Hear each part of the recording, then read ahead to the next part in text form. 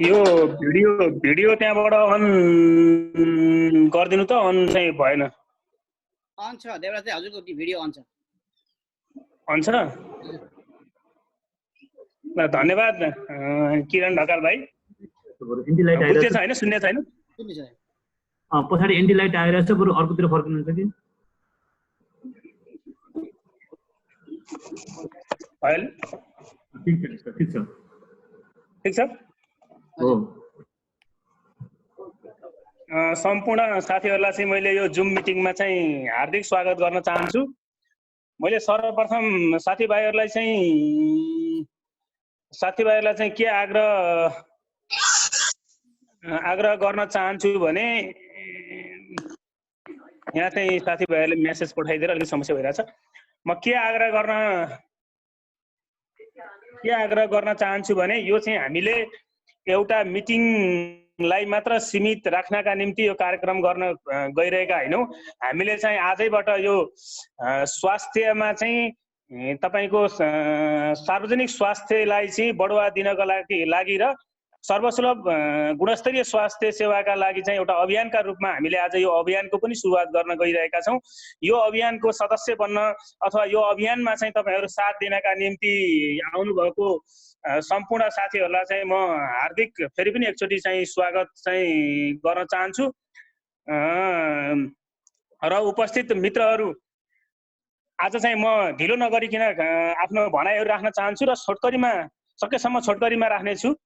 म सर्वप्रथम चाहिँ अघि पनि भन्न थोरै तपाईहरुलाई जोडेको थिएँ, यो चाहिँ एउटा मिटिङका रूपमा मात्र नबुझिदिनु होला। यो चाहिँ सिक्ने र सिकाउने अभियान र एउटा निरन्तर चलिरहने, जबसम्म हामी एउटा यसलाई चाहिँ यो बहसलाई एउटा तार्किक निष्कर्षमा पुर्याउँदैनौं तबसम्म चाहिँ हामीले यो सिक्ने र सिकाउने अभियानलाई चाहिँ अगाडि बढाएर लिएर जानेछौं र त्यो अभियानमा चाहिँ तपाईहरु हाम्रो सामूहिक अभियानका रूपमा चाहिँ तपाईहरुले साथ दिनुहुनेछ भन्ने अपेक्षा पनि पुनः एकपटक राख्न चाहन्छु। यो चाहिँ मलाई यो समाजवादी स्वास्थ्यका विषयमा चाहिँ बोल्नका निम्ति आग्रह गर्नुभएको छ। यसलाई चाहिँ म कुन हिसाबले चाहिँ तपाईहरुलाई व्याख्या गर्न चाहन्छु भने हामी समाजवादी स्वास्थ्य प्रणाली अथवा चाहिँ युनिभर्सल हेल्थ केयर सिस्टम पनि यसलाई भन्न सकिन्छ। त्यसलाई चाहिँ हाम्रो नेपालको सन्दर्भमा चाहिँ यसलाई कसरी चाहिँ कार्यान्वयन गर्न सकिन्छ, यो सफल हुन्छ कि हुँदैन, यसलाई चाहिँ कसरी हामीले हासिल गर्न सकिन्छ, कुन एंगलबाट चाहिँ यसमा चाहिँ काम गर्न सकिन्छ भन्ने कुरामा केन्द्रित भएर नै बहस चलाउँछौं र यसलाई हामीले निरन्तर अगाडि रूपमा लिएर जानेछौं। अब यो समाजवादी स्वास्थ्य प्रणालीको कुरा गर्दाखेरि चाहिँ यो समाजवाद भनेको के हो भन्ने कुरा चाहिँ मैले चाहिँ एकदमै सम्पूर्ण साथीहरुले बुझ्ने गरी एकदमै एक लाइनमा चाहिँ यसलाई चाहिँ म तपाईहरुका बीचमा भन्न चाहन्छु। समाजवाद शाब्दिक अर्थमा समाजवाद भनियो भने उत्पादनका साधनहरुको सामाजिक स्वामित्व अथवा जमिन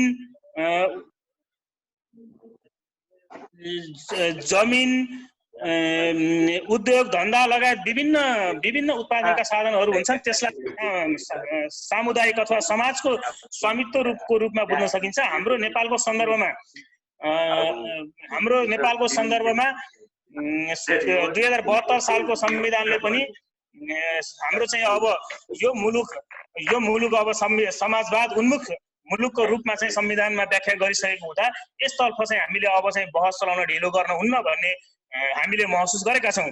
त्यसका साथै अहिले हामीले चाहिँ देखिरहेका छौं यो कोभिड-19 जुन रूपमा चाहिँ विश्वभरि महामारीको रूपमा चाहिँ फैलिएको छ र यसका विषयमा पनि अत्यन्तै शक्ति सम्पन्न भनिएका राष्ट्रहरु पनि यसबाट चाहिँ लड्नका निम्ति यो लडाईमा चाहिँ एकदम तपाई कठिनाइहरु बेहोरिरहेको अवस्थामा चाहिँ अब स्वास्थ्य प्रणालीका विषयमा विश्वभरि नै छलफल भइरहेको छ, बहसहरु चलिरहेको छ। हामी पनि यो कुराबाट चाहिँ अछुतो रहने अवस्था रहेन। त्यही भएर म साथीहरुसँग चाहिँ के आग्रह गर्न चाहन्छु भने अब यो बहसमा हामी पनि सँगसँगै अगाडि बढ्दै जाउँ र मैले समाजवादी उसको मोडलमा चाहिँ त्यहाँ भन्दा धेरै कुरा गर्न चाहिन। यो चाहिँ शाब्दिक अर्थमा के भन्ने भने सम्पूर्ण नेपाली जनताले कसरी सर्वसुलभ स्वास्थ्य सेवा चाहिँ प्राप्त गर्न सक्छन् भन्ने कुराको बहस नै अबको हाम्रो बहसमा चाहिँ केन्द्रित हुनेछ। र मैले अघि भने हाम्रो संविधानमा चाहिँ मौलिक हकका रूपमा चाहिँ स्वास्थ्य सेवालाई राखिएको छ। मौलिक हकका रूपमा संविधानमा चाहिँ यसलाई चाहिँ लिपिबद्ध गरिएको छ र संविधानमै के भनिएको छ भने प्रत्येक नागरिकलाई राज्यबाट आधारभूत स्वास्थ्य सेवा प्राप्त हुने हक रहनेछ भनेर चाहिँ संविधानमा स्वास्थ्यको हकमा चाहिँ यसलाई चाहिँ लिपिबद्ध गरिएको छ। त्यो हुँदा पनि अब राज्यले पनि यो दायित्वबाट चाहिँ भाग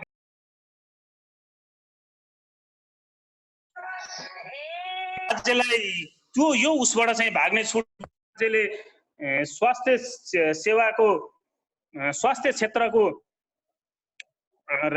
जिम्मा अब राज्यले लिनुपर्छ भन्ने कुरामा चाहिँ अब हामी चाहिँ निष्कर्षमा पुग्न ढिलो गर्नु हुँदैन।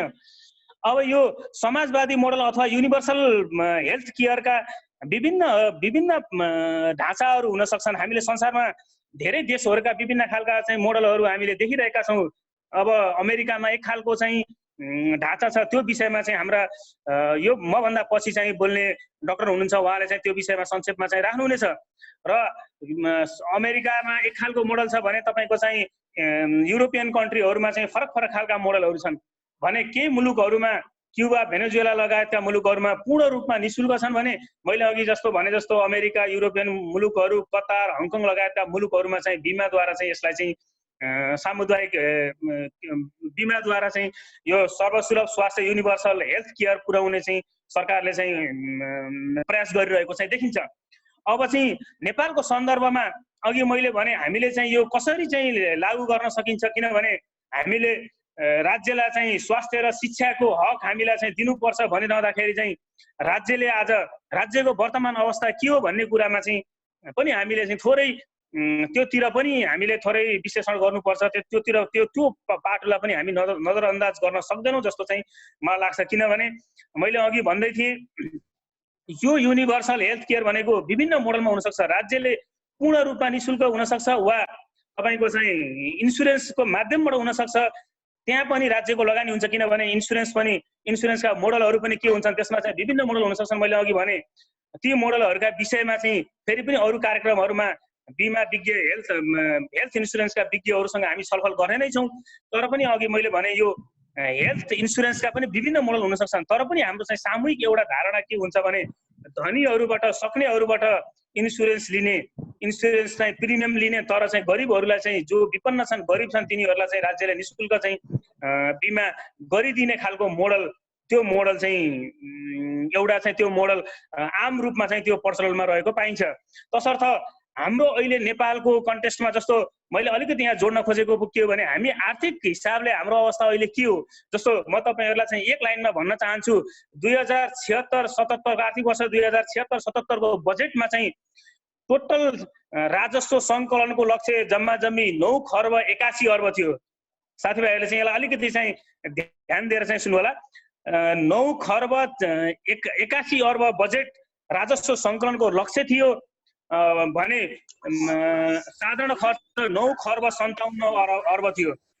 तपाईको लगभग हामीले चाहिँ यो के बुझ्न सकिन्छ भने हाम्रो चाहिँ जति राजस्व हामीले उठाउँछ, हाम्रो मुलुकले जति राजस्व उठाउँछ त्यो बराबरको खर्च हामी साधारण खर्चमा अथवा तलब भत्तामा सकिने अवस्था छ र विकास निर्माणका खर्च चाहिँ आन्तरिक र बाह्य ऋण सहयोगहरूबाट चाहिँ जुटाइरहेको आजसम्मको अवस्था छ। यो बेलामा हामीले चाहिँ सम्पूर्ण रूपले राज्यले चाहिँ निःशुल्क स्वास्थ्य र शिक्षा अथवा निःशुल्क रूपमा स्वास्थ्य सेवा चाहिँ प्रदान गर्न पर्छ भनिरहँदा यो कति सम्भव छ भन्ने विषयमा पनि हामीले चाहिँ त्यतातिर पनि बहस गर्न पर्ने जरुरी चाहिँ म देख्दछु।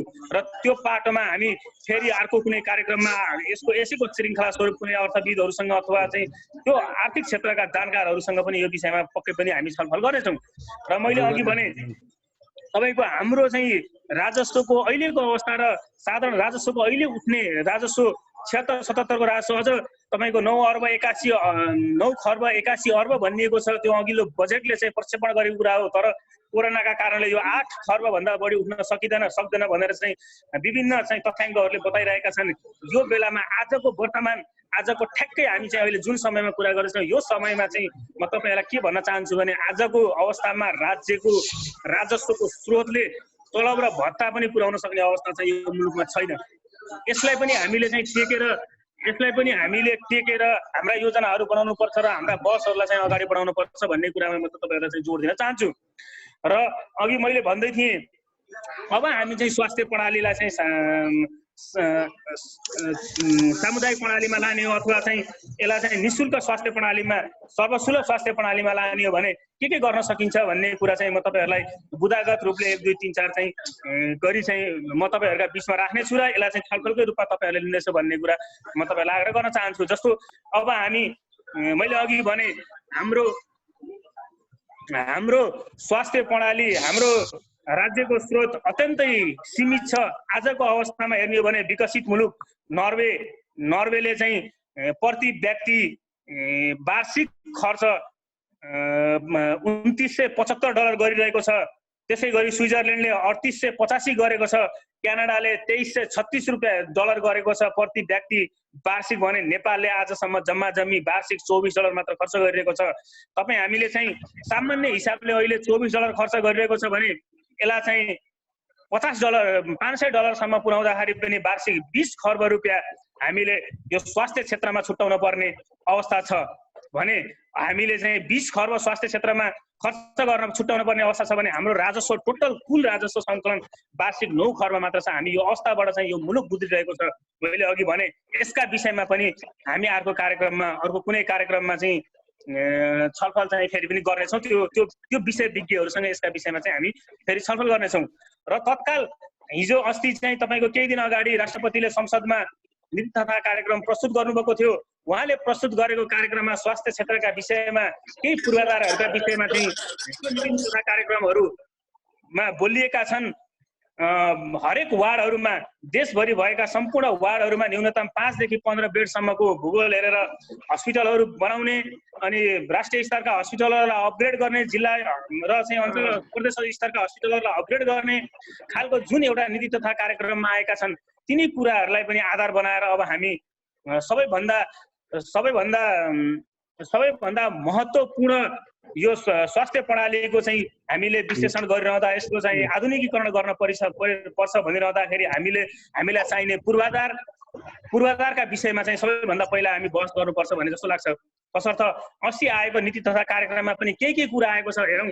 अब चाहिँ 15 गते जेठ 15 मा आउने बजेटले त्यसलाई चाहिँ कुन रूपमा एडजस्ट गर्छ, राज्यले चाहिँ स्वास्थ्य क्षेत्रलाई चाहिँ कुन लेभलमा चाहिँ बजेट विनियोजन गर्छ भन्ने कुराको पनि त्यसमा चाहिँ धेरै निरुकेल होला। तर तपाईँ हामी चाहिँ एउटा कुरा के कुरामा कन्फिडेन्स हुनुपर्छ भने राज्यको अहिलेकै अवस्थामा अहिलेकै पूर्वाधारका बीचमा चाहिँ हामी कुनै पनि मोडलमा गएर गुणस्तरीय र सर्वसुलभ स्वास्थ्य सेवा चाहिँ उपलब्ध गराउन यो राज्यले सक्दैन भन्ने कुरामा चाहिँ कम्तीमा हामी अहिलेको अवस्थामा चाहिँ यो कन्भिन्स हुन चाहिँ जरुरी छ र त्यो कुरामा चाहिँ प्रश्न हुन जरुरी छ।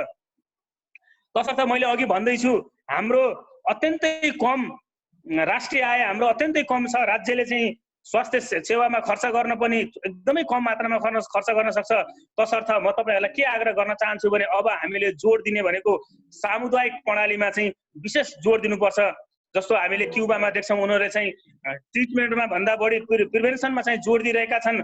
उनीहरूले चाहिँ रोकथाममा बढी लगानी गरिरहेका छन् र हामीले पनि हाम्रो स्रोत कम राष्ट्रिय रिसोर्सेसहरू कम भएको हुँदाखेरि चाहिँ त्योतिर चाहिँ बढी चाहिँ फोकस गर्नुपर्छ र चाहिँ समुदायहरूलाई चाहिँ यसमा चाहिँ जागरुक गराउनुपर्छ भन्ने कुरा चाहिँ मैले यसमा अलिक बढी चाहिँ जोड दिन खोजेको। किनभने हामीले रोग लागेर औषधि गर्न भन्दा पनि रोगै लाग्न नदिने गरी चाहिँ हामीले योजना बनाउनुपर्छ। त्यसका निम्ति हामीले स्वास्थ्यका जनचेतनाका कुरा स्कुल लेभलदेखि चाहिँ अनिवार्य र व्यवहारिक स्वास्थ्य शिक्षाको कुरा, पोषणयुक्त खाद्यान्नको कुरा, स्वच्छ पिउने पानीको कुरा लगायतका स्वच्छ वातावरणका कुरा यिनीहरूलाई पनि हामीले सँगसँगै बहसमा लिएर जानुपर्छ ताकि हामी चाहिँ रोग लागेर चाहिँ उपचार गर्न भन्दा रोगै लाग्न नदिने कुरामा चाहिँ बढी चाहिँ फोकस हुन सकियोस् भन्ने कुरा म तपाईहरुलाई चाहिँ आग्रह गर्न चाहन्छु।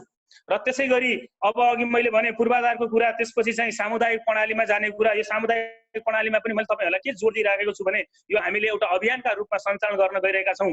भोलि चाहिँ तपाईको पूर्वाधारका विषयमा पनि यसको विज्ञहरूसँग हामीले चाहिँ छलफल गरेर फेरि हामीले एक खालको चाहिँ त्यसलाई चाहिँ संश्लेषण गरेर त्यसलाई चाहिँ एकीकृत ढङ्गले चाहिँ एउटा ढाँचा चाहिँ निर्माण गर्ने नै छौँ। तर म तपाईहरुलाई यसलाई चाहिँ विषय प्रवेश मात्र गराउन खोजेको र सामुदायिक प्रणालीको कुरा, पूर्वाधार निर्माणको कुरा, त्यसपछि चाहिँ तेस्रो कुरा आवश्यक गुणस्तरीय जनशक्तिको कुरा पनि अत्यन्तै महत्त्वपूर्ण हुन्छ भन्ने म ठान्दछु। किनभने जनशक्तिको यहाँ कुरा गरिरहँदाखेरि चाहिँ हाम्रो नेपालमा एउटा कुरा स्वास्थ्य क्षेत्रको जनशक्ति उत्पादनमै अत्यन्तै बढी महँगो हुने र चाहिँ त्यो जनशक्तिलाई चाहिँ हामीले नेपालमा रोक्न नसक्ने मूलत हामीले चाहिँ दुईटा समस्या चाहिँ नेपालमा अहिले देखिरहेका छौँ। र तेस्रो कुरा अन्तर्राष्ट्रिय मापदण्ड अनुसारको चाहिँ प्रति व्यक्ति डाक्टरहरू अथवा स्वास्थ्य कर्मीहरूको पनि हामीलाई चाहिँ ठुलो त्यो चाहिँ समस्या चाहिँ यहाँ चाहिँ देखिएको छ। तसर्थ म तपाईहरुलाई चाहिँ यो स्वास्थ्य जनशक्तिको विषयमा चाहिँ के कुरा आग्रह गर्न चाहन्छु भने यो यसलाई चाहिँ तपाईको चाहिँ हामीले अघि मैले भने जस्तो मेडिकल शिक्षालाई चाहिँ कसरी निशुल्क बनाउन सकिन्छ भन्ने कुरामा पनि अब चाहिँ हामी फोकस गरेर चाहिँ छलफल गर्नु पर्दछ। किनभने अहिलेको हाम्रो चाहिँ जुन खालको चाहिँ महँगो छ यो स्वास्थ्य सेवा, यो स्वास्थ्य शिक्षाबाट उत्पादन भएको जनशक्तिले चाहिँ यो मुलुकमा हाम्रो मुलुकमा चाहिँ तपाईको चाहिँ निशुल्क अथवा चाहिँ राज्यद्वारा चाहिँ दिने निशुल्क स्वास्थ्य प्रणालीमा चाहिँ यो जनशक्तिले यो महँगो जनशक्तिले चाहिँ काम गर्न सक्छ जस्तो चाहिँ मलाई कम्तीमा चाहिँ मलाई लाग्दैन।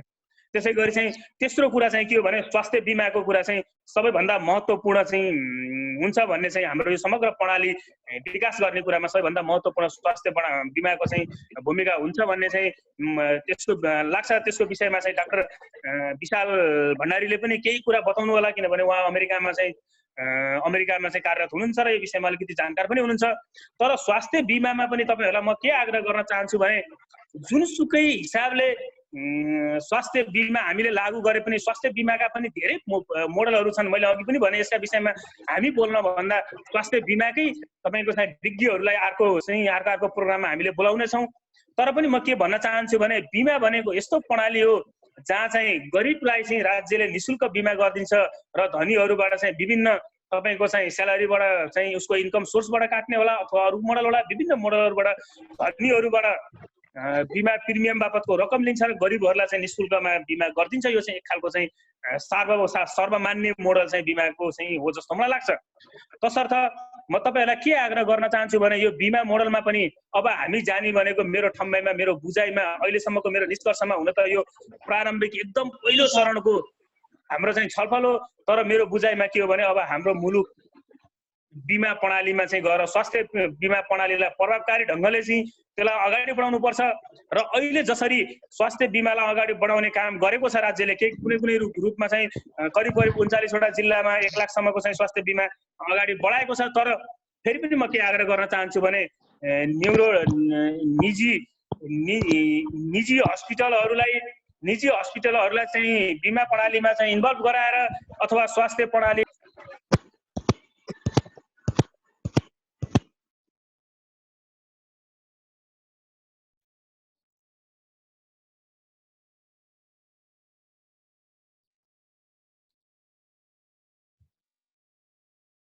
साउन्ड म्युट भएको छ। समस्या हेलो हजुर सुनिरहेको दाइ भन्नुस्। निजी हस्पिटल अथवा निजी स्वास्थ्य संस्थाहरूबाट बिमा कार्यान्वयन गर्दाखेरि त्यसमा चाहिँ धेरै जटिलताहरू चाहिँ देखिएको चाहिँ हामीले अहिले कम्तीमा यो 39 वटा जिल्लामा लागू भएको स्वास्थ्य बिमालाई चाहिँ सामान्य रूपले हामीले निहाल्ने भने सामान्य रूपले अध्ययन गर्ने हो भने पनि त्यो चाहिँ सामुदायिक हस्पिटलहरूलाई सरकारी हस्पिटलहरूलाई बलियो नबनाइकिन गुणस्तरीय नबनाइकिन बिमा पनि हामीले चाहिँ पूर्ण रूपमा कार्यान्वयन गर्न सकिँदैन जस्तो चाहिँ कम्तीमा मेरो चाहिँ त्यो बुझाइ छ।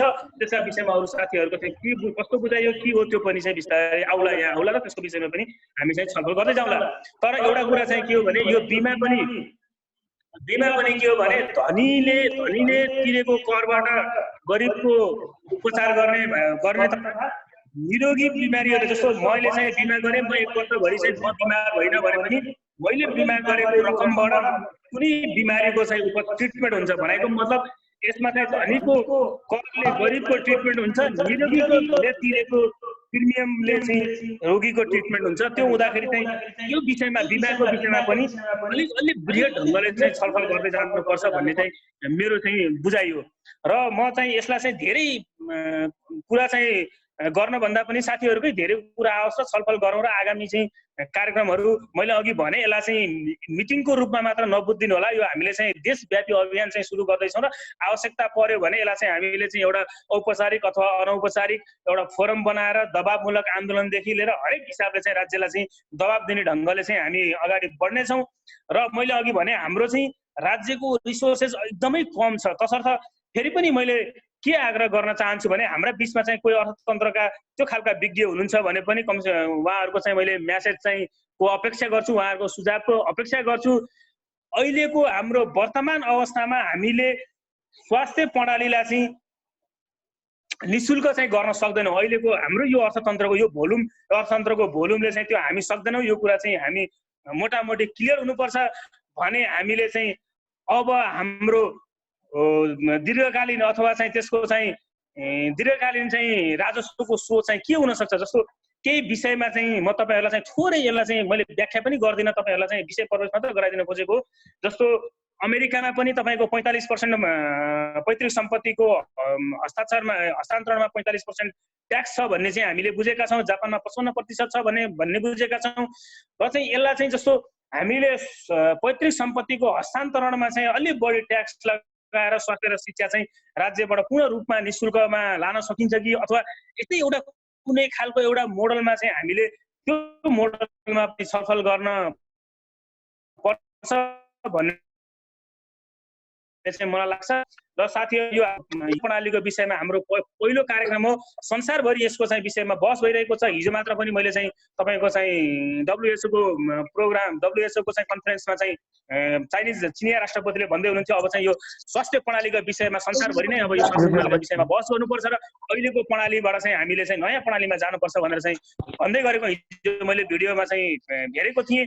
त्यो हुँदा चाहिँ नेपालको मूलधारको मिडिया, यहाँको चाहिँ बौद्धिक वर्ग, यहाँको चाहिँ बुद्धिजीवीहरू, मिडिया पर्सनहरू अहिलेको संसारभरि यो चाहिँ स्वास्थ्य प्रणालीको विषयमा बहस भइरहँदाखेरि चाहिँ नेपालको यो चाहिँ तबका चाहिँ किन मौन बस्यो भन्ने कुरा पनि अब हामीले चाहिँ त्यो विषयमा पनि थोरै चाहिँ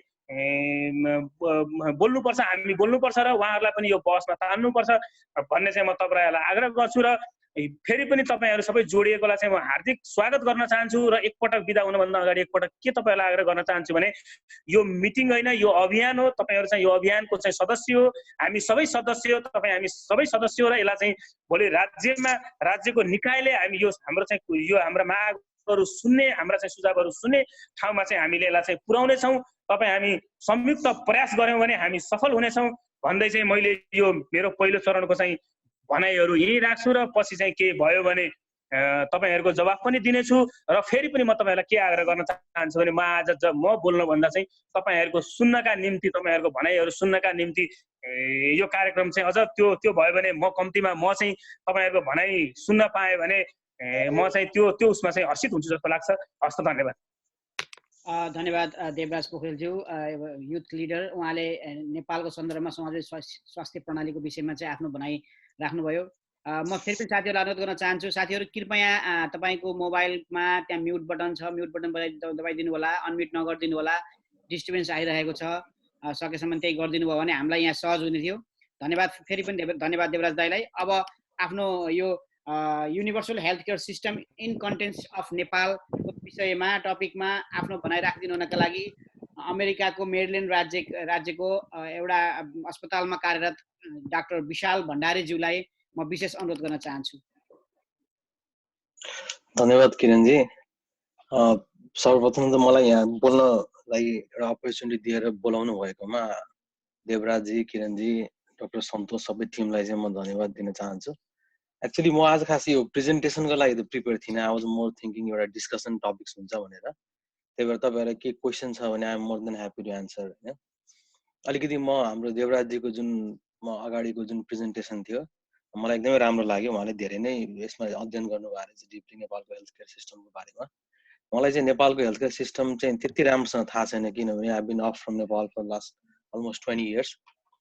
अनि अलिकति म उहाँको भनाइलाई चाहिँ अलिकति सपोर्टिङ केही कुराहरू यहाँ जोड्न चाहन्छु। अनि फर्स्ट लेट्स अन्डरस्ट्यान्ड अलिकति हामी सोसियलिस्ट मेडिसिन अथवा सोसियलाइज मेडिसिन र युनिभर्सल कभरेजमा के फरक छ, सिंगल पेयर सिस्टममा के फरक छ भनेर अलिकति बुझौँ पहिला है।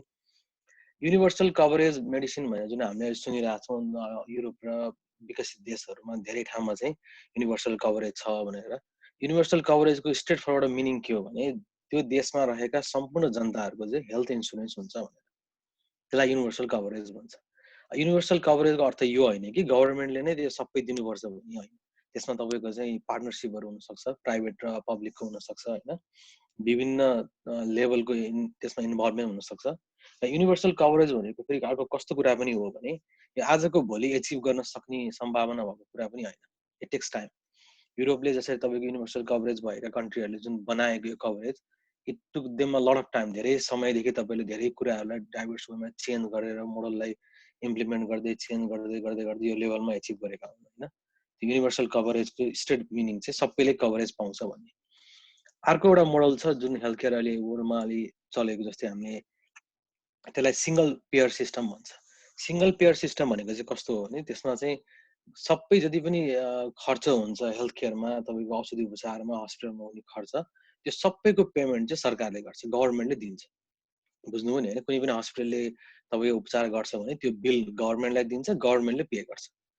गभर्मेन्टको निश्चित बजेट सिस्टमहरू छुट्याएको हुन्छ, त्यसलाई सिङ्गल पेयर सिस्टम भन्छ। अब यो सिङ्गल पेयर सिस्टमको चाहिँ सबैभन्दा ठुलो इक्जाम्पल चाहिँ क्यानाडा पनि सिङ्गल पेयर सिस्टम छ, प्लस युनिभर्सल कभरेज पनि छ। यो भन्दा पनि अझै भिन्न अलिकति फरक अर्को सिस्टम चाहिँ सोसियलाइज मेडिसिन जुन भन्नुभयो यहाँहरूले, त्यो चाहिँ अलिकति फरक कुरा हो। सोसियलाइज मेडिसिनमा के हुन्छ भने सोसियलाइज मेडिसिनमा चाहिँ गभर्मेन्टले नै सबै तपाईँको देशभरिको हेल्थ केयर जति पनि अर्गनाइजेसन हुन्छ, तपाईँको हस्पिटलहरू, डक्टरहरू, नर्सेसहरू जति पनि इम्प्लोइमेन्ट गर्नेहरू सबैलाई उसले चाहिँ इम्प्लोइ बनाउँछ। गभर्मेन्टले नै उनीहरूको खर्च पनि दिन्छ र सबै पैसाको जति पनि कारोबार हुन्छ सबै जिम्मा गभर्मेन्टले लिन्छ। फर एन इक्जाम्पल एनएचएस युकेको एनएचएसले चाहिँ सबै देशभरि भएका हस्पिटल उनीहरूले आफूले कन्ट्रोल पनि गर्छ, पेमेन्ट पनि आफैले दिन्छ। त्यसलाई चाहिँ यो चाहिँ pretty much more towards the socialize मेडिसिनको मोडल चाहिँ त्यो हुनुपर्छ होइन। अब यसको आफ्नै प्रोज एन्ड कन्सहरू छ, फाइदा बेफाइदा थुप्रै कुराहरू छ। सबैभन्दा ठुलो चाहिँ अब इन कन्टेक्स्ट नेपालमा हेर्दाखेरि चाहिँ यदि गभर्मेन्टले पुरै ओन गर्यो भने के डु यु रियली बिलिभ कि हामी सबैजना गभर्मेन्टले ओन गरेको हेल्थ केयर सिस्टममा चाहिँ हामी विश्वास गर्छौँ होला त नेपालमा? त्यो ठुलो प्रश्न पनि छ होइन सबैलाई। अर्को कुरा के छ भने गभर्मेन्टले ओन गरिसकेपछि त सबै कुराको डिसिजन मेकिङ पावरदेखि लिएर तपाईँको चेन्जेसदेखि सबै कुरा उनीहरूको डिसिजनमा भर पर्ने भयो। फाइनेन्सियल रेस्ट्रिक्सनहरू हुनसक्छ, पैसाको उनीहरूले बजेटको इस्युजहरू हुनसक्छ, टाइममा चाहिँ खर्च, जस्तै हामीले सुनिरहेको हुन्छ कतिपय गभर्मेन्ट ओन इन्सुरेन्स कम्पनीहरूले पेमेन्ट दिनको लागि 3 महिना 4 महिनासम्म डिले गरिरहेको हुन्छ होइन। त्यही भएर क्विक तपाईँको पैसाहरू भएन भने त्यो हेल्थ केयर सिस्टमै स्लो डाउन भएर ठप्प हुने अवस्था पनि आउन सक्छ। त्यो एउटा चाहिँ त्यसको नेगेटिभ इम्प्याक्ट हो। अर्को कुरा अब धेरै सुनिएको कुरा चाहिँ हामीले अब एनएचएस युकेदेखि लिएर अस्ट्रेलियाको हेल्थ केयर सिस्टममा चाहिँ तपाईँको कुनै पनि सर्भिस अलिकति सिभियर सर्भिसहरू लिनु पऱ्यो भने वेट टाइम एकदमै लामो हुन्छ। तपाईँको एउटा भनौँ न सर्जरी गर्नु पऱ्यो भने तपाईँको 3 महिना 4 महिना वेट गर्नुपर्छ, जुन चाहिँ प्राइभेट हेल्थ केयर सिस्टम भएकोमा पे गरेर लिन पाइने भयो। तर यसको अर्थ यो होइन कि प्राइभेट नै राम्रो हो, त्यो राम्रो होइन भन्नु खोजेको पनि होइन। तर सबैको आफ्नो लिमिटेसन र प्रोज एन्ड कन्सहरू छ। अनि नेपालको कन्टेक्समा हामीले कुरा गर्दा चाहिँ मेरो आफ्नो पर्सनल भ्यूमा चाहिँ नेपालमा definitely we need universal coverage. Universal coverage भनेको तपाईँको सम्पूर्ण नागरिकहरूको स्वास्थ्य बिमा हुनुपर्छ, everybody should have health insurance होइन, त्यसलाई युनिभर्सल कभरेज भन्छ। त्यसमा पनि अब नेपालमा के गर्न सकिन्छ भने विशेष गरी प्राइभेट र पब्लिक पार्टनरसिपमा चाहिँ हामीले त्यो लन्च गर्न सकिन्छ। त्यसमा जस्तै अब फर एन इक्जाम्पल कतिपय देशहरू जस्तै त्यो अस्ट्रेलियामा, Singapore, UK, sorry Hong Kong, Israel देशमा चाहिँ के हुन्छ भने त्यसलाई 2 टायर सिस्टम भन्छ, 2टा टायर हुन्छ। एउटा टायर चाहिँ बेसिक तपाईँ जति पनि आफ्नो हेल्थको रिक्वायरमेन्ट हुन्छ मान्छेको त्यो सबै गभर्मेन्टले कभर गर्छ। तपाईँको बेसिक कभरेज चाहिँ सम्पूर्ण खर्च गभर्मेन्टले पे गर्छ। त्योभन्दा माथिको कभरेजलाई चाहिँ तपाईँको सेकेन्डरी कभरेज जुन भन्छ त्यो चाहिँ प्राइभेट सेक्टरले अथवा मान्छेले पैसा तिरेर किन्न पाउने व्यवस्था हुन्छ। त्यसमा पनि के छ भने जस्तो सिङ्गापुरको मोडलमा हेर्दाखेरि एउटा गभर्मेन्टले त्यो सेकेन्डरी खर्च भने जुन प्राइमेरी तपाईँको जुन नर्मल कभरेज बेसिक कभरेजभन्दा माथिको कभरेजलाई पनि गभर्मेन्टले सब्सिडरी रेटमा चाहिँ तोकेर यति रेटमा चाहिँ दिने भनेर उनीहरूले डिसिजन गर्छ। अनि त्यो खर्चको लागि पनि हरेक नागरिकले के हुन्छ भने तपाईँले एउटा हरेक मान्छेले आफ्नो मन्थली जुन पेचेक इन्कम हुन्छ त्यो इन्कमबाट एउटा फन्ड जस्तो क्रिएट गरेको हुन्छ, त्यहाँ मेडी समथिङ के भन्ने फन्ड छ, त्यो फन्ड क्रिएट गरेको हुन्छ। त्यो क्रिएट गरेको फन्डबाट तपाईँको एक्स्ट्रा खर्च जुन गभर्मेन्टले कभर नगर्ने सेकेन्डरी जुन तपाईँको जुन एक्सपेन्सेसहरू हुन्छ हेल्थ केयरको त्यसलाई चाहिँ त्यो फन्डले कभर गर्छ। त्यो मोडल चाहिँ म मोर एप्लिकेबल देख्छु नेपालको कन्टेक्समा चाहिँ होइन। अथवा अर्को कुरा चाहिँ के छ भने स्टेट र जस्तै अहिले नेपालमा विभिन्न राज्यहरूमा के ऊ पनि छ नेपालमा के रिजनल एरिया पनि छ होइन। अब अमेरिकामा चाहिँ एउटा के सिस्टम छ भने मेडिकेयर र मेडिकेड भन्छ होइन। मेडिकेयर भनेको चाहिँ 67 वर्षभन्दा माथि 65 वर्षभन्दा माथि भएका नागरिकहरूलाई सबैलाई चाहिँ गभर्मेन्टले त्यो मेडिकेयरबाट कभरेज गर्छ होइन। र अनि त्यसपछि त्यो र अनि अर्को लो इन्कम भएका मान्छेहरूलाई चाहिँ मेडिकेड भन्छ सिआइडी। मेडिकेड भनेको चाहिँ स्टेटले ओन गर्ने हो, हरेक स्टेटको आफ्नो हुन्छ। त्यसमा चाहिँ लो इन्कम भएका मान्छेहरू एउटा गरिबीको लेभल छुट्याएको हुन्छ, पोभर्टी लेभल। त्यो पोभर्टी लेभलभन्दा मुनि इन्कम भएका मान्छेहरूलाई चाहिँ गभर्मेन्ट स्टेट गभर्मेन्टले फ्रीमा हेल्थ केयर दिन्छ। मेडिकेयर चाहिँ भनेको चाहिँ एज भएको पपुलेसनलाई होइन। अब त्यो दुईटाको पनि फेरि आफ्नो लिमिटेसन छ, कुन कभर गर्ने कुन नगर्ने, part A part B part C part D भन्ने हुन्छ। लङ टर्म केयरलाई कभर गर्छ कि गर्दैन, कति कुराहरू डेन्टल हुँदैन, भिजन इन्सुरेन्सहरू नहुन सक्छ होइन। अब यो तर यो नेपालको कन्टेक्समा चाहिँ अलिकति एप्लिकेबल मोडल यो पनि हो एउटा तपाईँको सीमित गरिबीको रेखा छुट्याएर त्योभन्दा मुनिका इन्कम नहुने नागरिकहरूलाई चाहिँ सरकारले गभर्मेन्टले सबै दिने। त्योभन्दा बाहिर गइसकेपछि अब तपाईँको अहिले हेर्नुहोस् न प्राइभेट हस्पिटलै धेरै छन् नेपालमा होइन। सबै प्राइभेट इन्स्टिट्युसनहरू धेरै छन्, उनीहरू त फर द प्रफिट हो। फेरि उनीहरूलाई पनि कम्प्लिटली सटडाउन गर्ने कुरा होइन, गभर्मेन्टले त्यो खर्च पनि त उनीहरूले बियर गर्नु सक्दैन। त्यही भएर एउटा चाहिँ पब्लिक र प्राइभेट पार्टनरसिप गरेर चाहिनेहरूलाई चाहिँ गभर्मेन्टले दिने, न अफोर्ड गर्न सक्ने मान्छेहरूले चाहिँ प्राइभेट लेभलमा पनि गर्नुपर्ने भनेर सिस्टम बनायो भने एउटा चाहिँ कभरेजको ब्यालेन्स चाहिँ हुन्छ। अब यसमा अर्को क्वेसन के आउँछ भने जस्तो तपाईँले सुन्नु ठिक छ, हेल्थ केयर कभरेज सबैलाई भयो। अब कभरेज मात्रै ठुलो कुरा होइन, हेल्थ केयरमा एक्सेसिबिलिटीको कुरा आउँछ, कसले त्यो पाउँछ त सुविधा भन्ने कुरा होइन। अब भोलि पैसा अफोर्ड गर्ने मान्छे, प्राइभेट कभरेज भएको मान्छेले चाँडो चाहिँ तपाईँको एउटा कुनै ट्रान्सप्लान्ट पाउला, कुनै कार्डियक सर्जरी चाँडो पाउला। गभर्मेन्टको ऊ भएको मान्छेहरूले चाहिँ तपाईँको इन्सुरेन्स भएका अब त्यो फ्रीमा इन्सुरेन्स पाएको मान्छेहरूले फेरि भन्ने बित्तिकै सुविधा त्यो नपाउला भन्ने फेरि एउटा अर्को पाटो पनि छ होइन। हामीले कसरी बुझ्नुपर्छ भने अहिले जुन कुरा हामीले गरिरहेको छौँ यसमा दुईटा डिफ्रेन्ट कुरा चाहिँ हेल्थ केयर कभरेज र हेल्थ केयर डेलिभरी भनेको फेरि एउटा दुईटा अलगै डिस्कसन है। कभरेज चाहिँ अहिले हामीले कुरा गरेँ universal coverage, single payer, socialist मोडलहरू, यिनीहरू सबै भनेको चाहिँ यो कभरेजको कुरा हो। कसरी मान्छेहरूलाई हेल्थ केयरमा कभर गर्ने भन्ने एउटा insurance system, paying system, payer system बनाउनलाई चाहिँ हेल्थ केयर कभरेज गर्ने भन्छ। यो चाहिँ अहिले हामी कुरा गरिरहेछौँ। अब डेलिभरी सिस्टम चाहिँ केयर डेलिभरी भन्ने कुरा चाहिँ फेरि it's a different topic of discussion. त्यो केयर डेलिभरी भन्ने कुरा चाहिँ फेरि तपाईँको अब यहाँको हरेक एउटा सिस्टमाइज एउटा संस्थाहरू हुन्छ गभर्मेन्टको होइन, जोइन्ट कमिसन भन्ने हुन्छ, सिएमएस हुन्छ, सबैले हेरेको हुन्छ हरेक हेल्थ केयर सिस्टमले कुन लेभलमा कसरी केयरको डेलिभरी गर्नुपर्छ, कुन लेभलमा कभरेज दिनुपर्छ, कसलाई कति दिनुपर्छ भन्ने कुराको फेरि त्यसको फेरि अर्कै छुट्टै तपाईँको एउटा भनौँ न एउटा छुट्टै रुल्स रेगुलेसन छ। जस्तै फर एन इक्जाम्पल अमेरिकामा कुनै पनि मान्छेलाई बिना कुनै insurance emergency medicine, emergency service दिनुपर्छ। कोही मान्छे यहाँ बिरामी भयो, ऊ इमर्जेन्सीमा जान्छ भने उसँग सायद कभरेज होस् नहोस्, इन्सुरेन्स छ छैन, उसले इमर्जेन्सी सुविधा पाउनै पर्छ। बुझ्नुभयो नि होइन। यसलाई हेल्थ केयर, यो भनेको हेल्थ केयर डेलिभरी भयो होइन, डेलिभरी सिस्टम। यहाँ चाहिँ तपाईँको नेपालमा तुरुन्त बिरामी भयो, हात खुट्टा काट्यो अथवा एक्सिडेन्ट भयो, के भएर हस्पिटल गयो भने पहिला त उसको त्यो चलन छ नि त, ट्रिटमेन्ट गर्नुभन्दा अगाडि यति पैसा डिपोजिट राख, यति पैसा यो गर भनेर भन्ने चलन पनि छ। त्यो यहाँ चाहिँ हुँदैन। यहाँ चाहिँ इआरमा जानुभयो भने त्यो मान्छेलाई ट्रिटमेन्ट गरेर पठाउँछ, उसको नाम कहाँ के आयो, उसको सोसियल स्टाटस, उसको इमिग्रेसन स्टाटस र फाइनेन्सियल उसँग केही पनि मतलब छैन। पछि बिलिङ हुन्छ तर उसले पाउने सुविधा तुरुन्त पाउँछ, उसले पाउने त्यो हेल्थ केयरको पाउँछ। त्यसलाई चाहिँ यो कभरेज भयो होइन। यस्तै कभरेजको मोडलहरू फेरि नेपालमा बनाउनु पर्ने हुन्छ होइन। इमर्जेन्सी हेल्थ कभरेज कसले गर्ने, सबै नागरिकले सबैले पाउने कि नपाउने, बिना पाउने कि नपाउने। त्यसपछि तपाईँको चाहिँ अर्को एउटा ठुलो एउटा बर्डन अफ हेल्थ केयर भनेको चाहिँ हाम्रो एज पपुलेसनहरू होइन। 60-70 वर्ष भइसकेपछि मान्छेलाई क्रोनिक डिजिजहरू हुन्छ नेपालमा, तपाईँले देखिरहनु भएको छ अहिले, मुटुको रोगहरू, लङ्सको डिजिजहरू, त्यसपछि डायबिटिसको प्रब्लमहरू भएका धेरै ठुलो एउटा पपुलेसन पनि छ। उनीहरूको हेल्थ केयरलाई उसलाई कसरी कभर गर्ने? इन्सुरेन्स त छ तर के उनीहरूलाई प्रायोरिटी हो कि होइन पहिला केयरमा पाउने? अब भोलि एउटा तपाईँको सर्जिकल क्यान्डिडेट भयो होइन, एउटा 70 वर्षको मान्छे मुटुको रोगी छ र एउटा 40-45 वर्षको मान्छे सडन कार्डियक एरेस्ट भएको छ भने कसले पहिला चाहिँ त्यो पाउँछ, सर्जरीको प्रायोरिटी कसले पाउँछ भन्ने कुराहरू, त्यो सबै डिजाइनहरू चाहिँ हाम्रो केयर डेलिभरीमा आउँछ होइन। केयर डेलिभरी सिस्टम चाहिँ मेरो विचारमा अहिले मैले देखेको सबैभन्दा ठुलो प्रब्लम नेपालमा चाहिँ केयर डेलिभरी। नेपालको केयर डेलिभरीको एउटा रोड म्याप बनेकै छैन, कसरी गर्ने भन्ने कुरा कुनै हस्पिटलले डिटरमाइन गरेको पनि छैन। मलाई लाग्छ एउटा हस्पिटल जब नयाँ हस्पिटल खुल्छ नेपालमा, फ्यान्सी हस्पिटलहरू छ अहिले, यति राम्रो राम्रो हस्पिटलहरू छ, त्योभन्दा पहिला ग्राउन्ड वर्क के गर्नुपर्छ भने मैले कभर गर्ने मेरो टार्गेट पपुलेसन को हो होइन, यो एरियामा चाहिँ मेरो चाहिँ हेल्थको सर्भिस पुग्छ, 1 लाखजना मान्छे चाहिँ यसबाट तपाईँको बेनिफिट पाउँछन् र यो 1 लाख मान्छे कभरेजमा 1 लाखजना चाहिँ पब्लिक यहाँ छन् नि, उनीहरूलाई कस्तो खाले सुविधा चाहिएको छ, कस्तो खाले चाहिँ यो दे आर लुकिङ फर, एउटा एज पपुलेसन बस्ने एरिया हो कि यङ पपुलेसनहरू बस्ने एरिया हो कि होइन, त्यो हेरेर त्यो डिटरमाइन गरेर चाहिँ तपाईँको चाहिँ हस्पिटलहरूले आफ्नो हेल्थ केयर सिस्टमलाई रन गरेको देखिँदैन।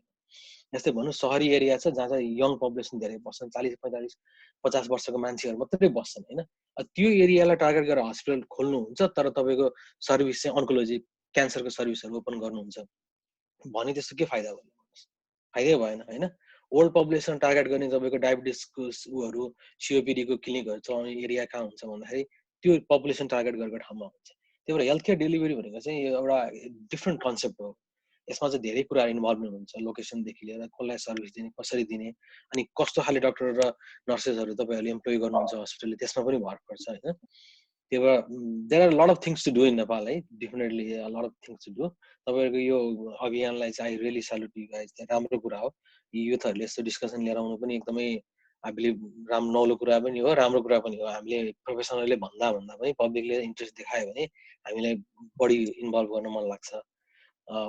त्यही हो नेपालको कन्टेक्समा चाहिँ मैले देखेको चाहिँ एउटा पहिलो कुरो इन्सुरेन्सको कुरा तपाईँहरूले उठाइहाल्नुभयो, ठिक छ, गभर्मेन्टले बिमा गरेर इन्सुरेन्स दिएर धेरैभन्दा धेरै मात्र नागरिकलाई कभर गरोस्, स्वास्थ्य सेवा भनेको सबैको मौलिक हकको कुरा भयो, सबैले कभर गरोस्। सँगसँगै गभर्मेन्टका हस्पिटलहरूलाई अलिकति तपाईँको चाहिँ स्ट्रेन्थन गरोस्, पब्लिक भन्दा पनि गभर्मेन्ट पब्लिक हस्पिटलहरूलाई बढी बजेट फन्डिङ म्यान पावरलाई बढी दियोस्। र अहिलेको कन्टेक्समा कोरोना कन्टेक्समा हामीले बुझेको जानेको कुरा चाहिँ के हो भने प्राइमेरी हेल्थ केयर सिस्टम जुन भन्छ पब्लिक हेल्थ प्राइमेरी हेल्थ भनेको त्यसलाई चाहिँ जति सक्यो त्यति स्ट्रङ बनाउन जरुरी छ। त्यो इट्स नट ओन्ली अबाउट नेपालमा मात्रै होइन, संसारभरि नै एउटा नलेज के बुझ्यो भने अहिलेको कन्टेक्समा पब्लिक हेल्थलाई राम्रो भएन, तपाईँको प्राइमेरी केयर सिस्टमहरू पब्लिक हेल्थ डेलिभरी सिस्टम राम्रो भएन भने यस्तो पेन्डेमिक कन्डिसनहरूलाई ह्यान्डल गर्न गाह्रो हुन्छ।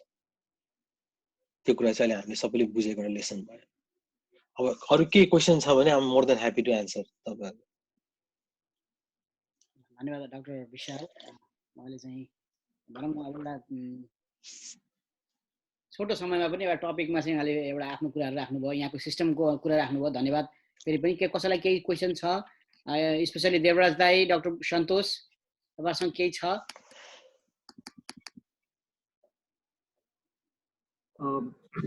डेफिनेटली उहाँले गरेको कुराहरू चाहिँ एकदम प्र्याक्टिकली हामीले जानुपर्ने कुराहरू नै हो अहिले होइन। मलाई चाहिँ के लाग्छ भने जस्तै तपाईँले कभरेजको कुरा जस्तै गयो अनि त्यसपछि अब इमर्जेन्सी ट्रिटमेन्ट पायो अनि पछि हाम्रोमा जस्तै रिइम्बर्सको कुरा आउँछ नि, रिइम्बर्सको कुरा आउँदाखेरि भन्दाखेरि हाम्रो इच एन्ड एभ्री इन्डिभिजुअलको हाम्रो कन्ट्रीमा जबसम्म यो रेकर्ड किपिङ सिस्टम राम्रो हुँदैन नि, जस्तै त्यो मान्छे काम गर्छ, कति ट्याक्स गर्छ, अब यो कुराहरू नै हाम्रो देशमा एकदम अहिलेसम्म पनि झड्डामा छ। अलिकति अनलाइन त थोरै हुन थालेको छ तर एकदम प्रिमिटिभ लेभलमा छ। त्यही भएर यो हामीले एकदम उठाउनै पर्ने कुरा हो। कुनै पनि मान्छे प्रब्लम भएर न हस्पिटल जान्छ र हस्पिटलमा गएर प्रब्लम भइसकेपछि उसले चाहिँ ट्रिटमेन्ट पाउनुपर्छ। अब त्यो चाहिँ हामीले जे भए पनि सोसियलिजम, अघि नै हामीले टपिकमा पनि यो अब क्यापिटलिजम भनौँ, तर जे भए पनि हाम्रो उद्देश्य भनेको त प्रब्लम सल्भिङ हो होइन। अनि त्यही भएर डेफिनेटली यो हाम्रो इमर्जेन्सीको प्रब्लम होस् या एसेसिबिलिटीको प्रब्लम हो, त्यो कुरामा चाहिँ हामीले चाहिँ के गर्नु पर्यो भने अब ग्रासरुट लेभलको एउटा हामीले अब गभर्मेन्टलाई एडभाइस दिनु पर्यो भने चाहिँ हामी कुन लेभलमा एडभाइस गर्न सक्छौँ भन्दाखेरि यहाँको कुरालाई म सपोर्ट गर्दै म खास के भन्छ अब हामीले इच एन्ड एभ्री इन्डिभिजुअलको एटलिस्ट हामीले रेकर्ड किपिङ गर्न सक्यौँ भने बल्ल हामीले ट्रेसिङ गर्न र हामी उपरति उत्तरदायी हुन पनि सक्छौँ हिज माई इन्डिभिजुअल भनेर। अब अहिले हामीले अहिलेसम्म जस्तै अब होम नम्बरिङको कुरा हुन्छ, त्यो मान्छे कहाँ बस्छ, के गर्छ, हामीसँग इच एन्ड एभ्री हामीसँग भएको अब लगभग 3 करोड पपुलेसनको हामीसँग गभर्मेन्टको कन्ट्रोलमा छ कि छैन त्यो पपुलेसन भन्ने कुरै छैन, हामीलाई थाहा छैन कि। जस्तै अब हाम्रोमा जस्तै HMIS सिस्टम भनेर जुन हामीले यो हेल्थ केयरबाट एउटा यो उहरू गरिरहेछ नि डेलिभरी, हामीले गभर्मेन्टले जुन रेकर्ड किपिङ गरिरहेछ त्यो चाहिँ almost 30% of the total health care जुन हाम्रो देशमा भइरहेको छ त्यो चाहिँ प्राइभेट हस्पिटलहरूले यति धेरै हेल्थ केयरमा सपोर्ट गरिरहेछ, तर तिनीहरूको डाटा कहिले पनि गभर्मेन्टको डाटामा इन्ट्री हुनुपर्ने हो, गभर्मेन्टको बाई रुल हुनुपर्ने हो, तर हुँदैन कि। जस्तै हामीले पनि ओपिडी हेर्छौँ, प्रत्येक ओपिडीहरू हामीले जस्तै गभर्मेन्टमा हेरेको ओपिडी यति केस आयो, यस्तो डायग्नोसिस थियो भनेर एटलिस्ट प्रिभेन्टिभ लेभलमा पनि जान्छ, पनि प्राइभेट हेल्थ केयर सेक्टरको इन्क्लुडेड हो। त्यही भएर हामीले जुन एउटा कमन सर्किट बनाउनु पर्ने आवश्यकता छ नि, चाहे त गभर्मेन्ट होस् चाहे त प्राइभेट होस्, त्यो चाहिँ रेकर्ड किपिङ सिस्टमभित्र त्यसलाई ल्याउनको लागि हामीले गभर्मेन्टलाई पहल गर्नुपर्छ। अनि ताकि हामी हेल्थ केयर डेलिभरी गभर्मेन्ट होस् कि प्राइभेट होस् मान्छेले एसेसिबिलिटीको आधारमा नजिक गएर पाओस्, र त्यसलाई चाहिँ त्यसको जस्तै कभरेज पार्टहरू चाहिँ गभर्मेन्टले लियोस् भन्नको लागि चाहिँ रेकर्ड किपिङ सिस्टमलाई चाहिँ स्ट्रेन्थन गर्नुपर्छ जस्तो लाग्छ। एकदमै सही कुरा भन्नुभयो। पहिलो कुरा अब हेल्थ रेकर्ड सिस्टम नेपालमा छैन, pretty much छैन नै भनौँ होइन। मैले यो कुरामा चाहिँ पहिला पनि मैले आफ्नो तर्फबाट पनि मैले पर्सनली पनि अप्रोच गरेको हाम्रो फाइनेन्स मिनिस्टर होइन, कतिवटा चाहिँ यहाँ आउँदाखेरि बानाकै हाम्रो बिल्डिङमा इभेन्ट भएको थियो, आएर प्राइभेट टक थियो। मैले उहाँलाई भनेको पनि थिएँ नेपालमा चाहिँ तपाईँहरू यो record keeping electronic health record system सुरु गर्नुहोस्, म हेल्प गर्छु भनेर। मेरो आफ्नै सिस्टम पनि छ, हामी selling system to other hospitals होइन, बाहिरको अरू हस्पिटल मैले त्यो बेचिरहेको छु। नेपालमा उहाँले गिभ यु फ्री, तपाईँ एउटा गभर्मेन्टबाट इन्सेन्टिभ लिएर आउनुहोस्, पैसाको सर्टेन एक्सपेन्डिचरहरू हुन्छ त्यसको, त्यो खर्च कभर गर्नुहोस्, म चाहिँ त्यो health care system delivery system म फ्रीमा दिन्छु भनेर मैले कुरा पनि गरेको थिएँ उहाँसँग। अब तपाईँले भनेको कुरा एकदमै सही हो, जबसम्म तपाईँसँग रेकर्ड हुँदैन, रेकर्ड सेयरिङ हुँदैन, इन्टरअपरेबिलिटीको कुरा हुँदैन, यस्तो यो पुरै ओभरअल सिस्टमलाई कभर गर्न गाह्रो हुन्छ। अहिलेको हचभरमा अब उपचार चाहिँ गभर्मेन्टले पे गर्ने भन्ने सिस्टम ल्याइदियो भने फेरि कतिपय फाइदाको लागि गर्ने हस्पिटलहरूले हुँदै नभएको उपचारको बिल मात्रै बनाएर पठाउने पनि हुन्छ होइन, त्यहाँ धेरै करप्सन पनि त बन्न सक्छ। त्यही भएर यस एउटा सलिड सिस्टम हुनु पर्यो, त्यसमा सबै रेकर्ड किपिङ हुनु पर्यो। त्यसपछि त्यसमा जुन रिम्बर्समेन्ट कुरा डक्टरले नर्सले त काम गरे हुन्छ, उनीहरूले गरेको कामको त उनीहरूले पैसा पाउनु पर्यो नि होइन। त्यसको लागि चाहिँ यदि सर्टेन लेभलमा बिरामीले तिर्न सक्दैन भने त्यसको चाहिँ गभर्मेन्टले कभर गर्नुपर्छ। त्यसको लागि चाहिँ सबभन्दा पहिलो कुरो त्यही तपाईँको रेकर्ड किपिङ हुनु पर्यो, एउटा गभर्निङ बडी हुनु पर्यो त्यसको सबै कुरा हेर्नको लागि। अरू के प्रश्नहरू छ भने please, I am more than happy to answer है। डाक्टर सन्तोष केही छ अरू थप्नुपर्ने? यति धेरै पार्टिसिपेन्टहरू हुनुहुन्छ, please feel free to ask. Devraj दाई केही छ? होइन, मेरो अहिले केही छैन, डाक्टर सन्तोषलाई दिनु उहाँको विषयमा। ल हस्, अब हामीले डाक्टर विशाल अलिकति उहाँका यो काम हुँदाहुँदै जबभित्रैबाट पनि उहाँले टाइम निकालेर आज टाइम दिनुभयो। डाक्टर विशाल तपाईँ यदि बिजी हुनुहुन्छ भने तपाईँ एनी टाइम पनि बिदा लिन सक्नुहुन्छ है। अब मैले अब टाइम चाहिँ डाक्टर सन्तोषलाई दिन्छु है। हुन्छ, म एकैछिन बरु म अफ हुन्छु एकछिन, त्यसपछि बरु सकिएपछि अब I listen to his conversation, I want to listen to him है। क्वेसन एन्सर छ भने चाहिँ can reach out to him है। हस् हस्, थ्याङ्क यू। म अर्को काम। र धन्यवाद डाक्टर विशाललाई। अब म फेरि अब यो पाटोमा चाहिँ हाम्रो नेपाल आम्दा अस्पतालमा कार्यरत बालरोग विशेषज्ञ डाक्टर सन्तोष पोखरेलज्यूलाई स्वास्थ्य सेवामा एम्बुलेन्सको उचित व्यवस्थापन शीर्षकमा चाहिँ आफ्नो भनाइ राखिदिनुको लागि विशेष अनुरोध गर्न चाहन्छु। धन्यवाद किरणजी र देवराजजी पनि, उहाँले यत्रो ठुलो इनिसिएटिभ लिनुभयो, एउटा फोरम बनाउनु भयो। खासमा मलाई चाहिँ के छ भन्दाखेरि नि, अब मैले यो जुन यो उहाँको उद्देश्य देवराजजीको भित्रदेखि स्वास्थ्य क्षेत्रमा केही गरौँ भन्ने उद्देश्य आयो, अब त्यसको त्यो नै एकदम राम्रो कुरा हो। र यति धेरै पार्टिसिपेन्टहरू पनि, अब हामी वाट वी क्यान डु छन् आवर सिस्टम, किनकि हामीले एउटा युगमा यो युगमा चाहिँ यस्तो भयो है भन्ने कुरा त हामीले केही न केही त हामीले नेक्स्ट पिँढीलाई भन्न सक्नु पर्यो नि होइन।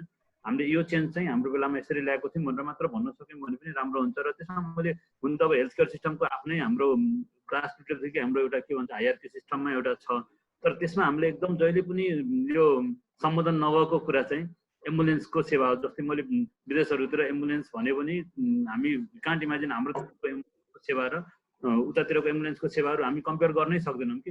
अनि त्यही भएर मैले खास मेन हाम्रो आजको टपिकमा पनि यो अब समाजवाद सोसियलवाद भन्दा पनि अब हाम्रो प्रब्लम सल्भिङ हो। त्यही भएर हाम्रो समस्या के छ र त्यसलाई हामीले समाधान के गरी गर्न सक्छ भन्ने कुरा हो। म पनि ठ्याक्कै त्यस्तो प्रेजेन्टेसन त बनाएको छैन, तर कस्तो भन्दाखेरि यो एम्बुलेन्सहरूको मैले थोरै समस्याहरू हाम्रो देशमा कस्तो छ भन्दाखेरि तपाईँले कुनै एउटा अब पहिलो इक्जाम्पल मैले एम्बुलेन्सलाई फोन गरेँ भने हामीले अब उसले केही बाहना बनाउनु खाली भएर पनि जान नमान्ने। जस्तै अब कुनै ठाउँमा त्यहाँ गयो भने मलाई कति फाइदा छ त, उसले फाइदा मात्र हेर्ने, अथवा फर्केर आउँदाखेरि मैले मान्छे बोक्न पाउँछु कि पाउन्न, मलाई एक्स्ट्रा पैसा हुन्छ कि हुन्न।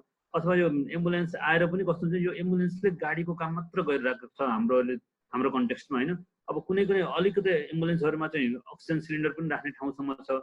तर खास हुनुपर्ने कस्तो भन्दाखेरि मिनिमम हामीले अब कुनै पनि एउटा, मैले फर्स्ट पार्ट चाहिँ मैले हस्पिटल टु हस्पिटल भन्दा नि पहिला म होम टु हस्पिटलको कुरा गर्दैछु होइन।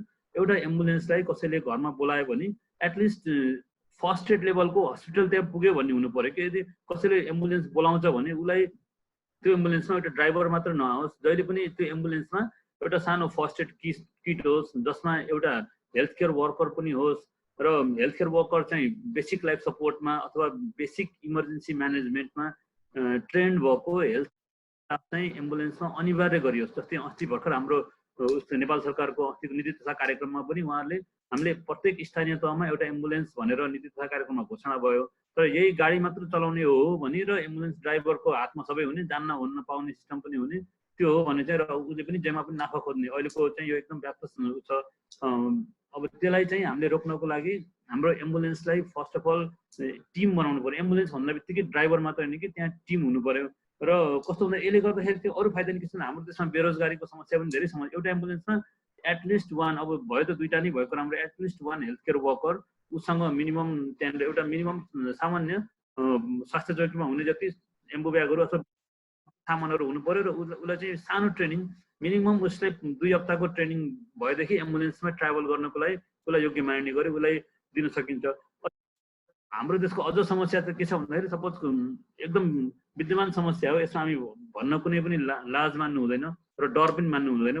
भोलि यहाँ थ्रेटहरू आयो भने पनि, जस्तै एम्बुलेन्सहरूमा के छ भन्दाखेरि कुनै पनि एम्बुलेन्सले प्राइभेट हस्पिटलमा अपरेसन गर्ने बिरामी पठाए बापत चाहिँ उनीहरूले त्यो फलानु बिरामीको कति अपरेसन भएको छ त्यसबाट कमिसन लिने चलन छ नेपालमा है। यो त यो यति व्यापक जालो छ नि होइन। यहाँ त हामी त्यो अब यसमा हामी डक्टर कम्युनिटी पनि फसेको छ, प्राइभेट हस्पिटलको सञ्चालकहरू पनि फसेको छ। यो यो यो चाहिँ अल्टिमेटली उनीहरूले यसको भारी बोक्ने को भन्दाखेरि बिरामी नै हो।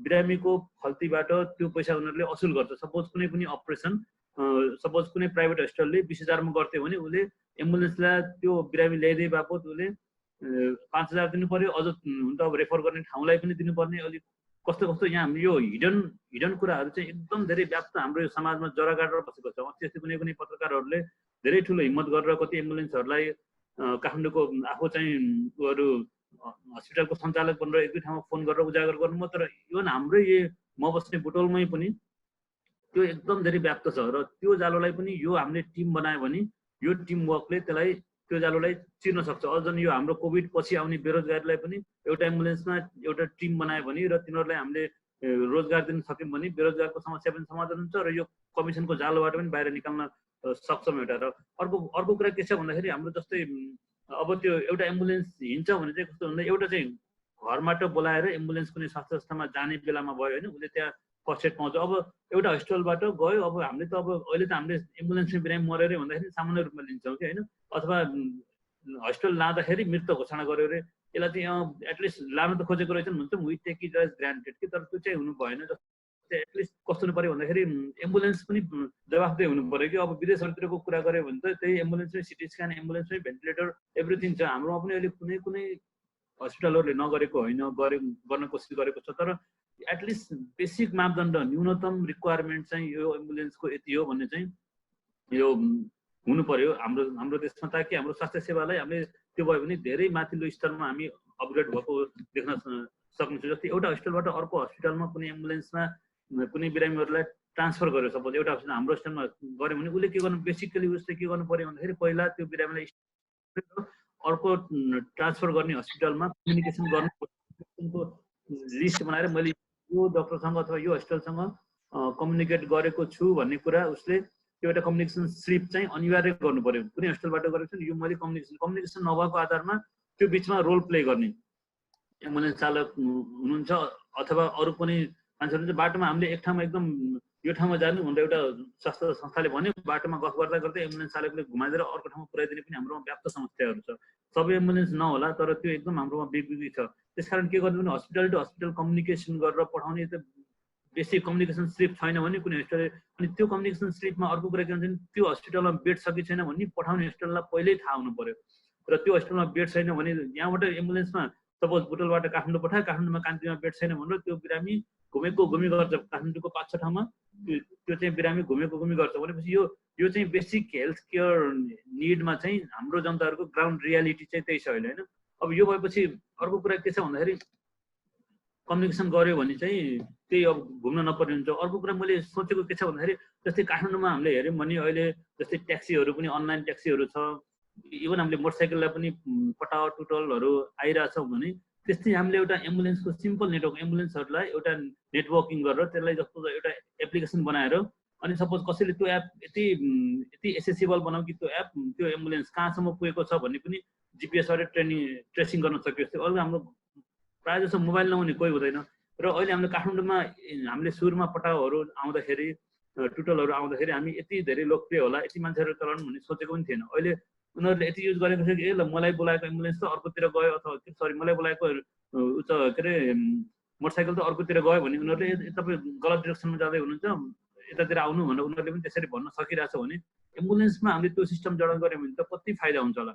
प्लस यो ल मेरो बिरामी घरबाट पनि यहाँ पुग्यो भने उनीहरूले ट्रेस गर्न हेर्नु सक्छ भने चाहिँ एम्बुलेन्सहरूलाई एटलिस्ट उसले यदि सर्भिस दिन छैन भने त्यसबाट अफ गरेर बस्छ। त्यही भएर त्यो एप चाहिँ एकदम कसैले पनि यो एप बनाउने अथवा यहाँ आइटी एक्सपर्टहरू कोही हुनुहुन्छ भने मेरो विचारमा त्यो एपको इमेजिन गर्नु र त्यो एम्बुलेन्सलाई त्यो एपमा दायरामा ल्याउन सक्यो भने सपोज प्रदेश 5मा गरौँ, अर्को प्रदेशमा गरौँ, अथवा नेसनल लेभलमा पनि प्रदेशमा त्यो गर्नु छ भने त्यो एपमा पनि हामी एम्बुलेन्सलाई इन्क्लुड गर्न सक्छौँ। र अहिले चाहिँ हाम्रो मैले मेन अहिलेसम्म देखेको चाहिँ बेसिकली त्योभन्दा धेरै गर्न नसके पनि एटलिस्ट सिएमए र एचए लेभलको सिएमए अथवा एचए लेभलको हेल्थ केयर वर्करलाई एम्बुलेन्समा अनिवार्य गर्ने, बेसिक लाइफ सपोर्टको त्यहाँनिर व्यवस्था गर्ने, फर्स्ट एडहरूको सपोज अब पेट दुख्यो भनेर बोलाएको छ, एम्बुलेन्स भरि जाँदा हस्पिटल जाँदैछ मलाई पेटै दुखिरहेको छ भने त त्यो एम्बुलेन्स आउनु र सामान्य गाडी आउनुमा के अर्थ भयो त? उसले एम्बुलेन्समा एटलिस्ट पेनकिलर इन्जेक्सन पाओस्, किन पेन भएको छ भन्ने कुराको एसेस गरोस् त्यसले, अनि अर्को हस्पिटलमा गएर उसले हस्पिटल पुग्दासम्म त केही न केही रिलिफ भइसकेको होस् र अरू फर्दर इन्भेस्टिगेसन गर्न सकियोस् भन्ने सोचाइ हो।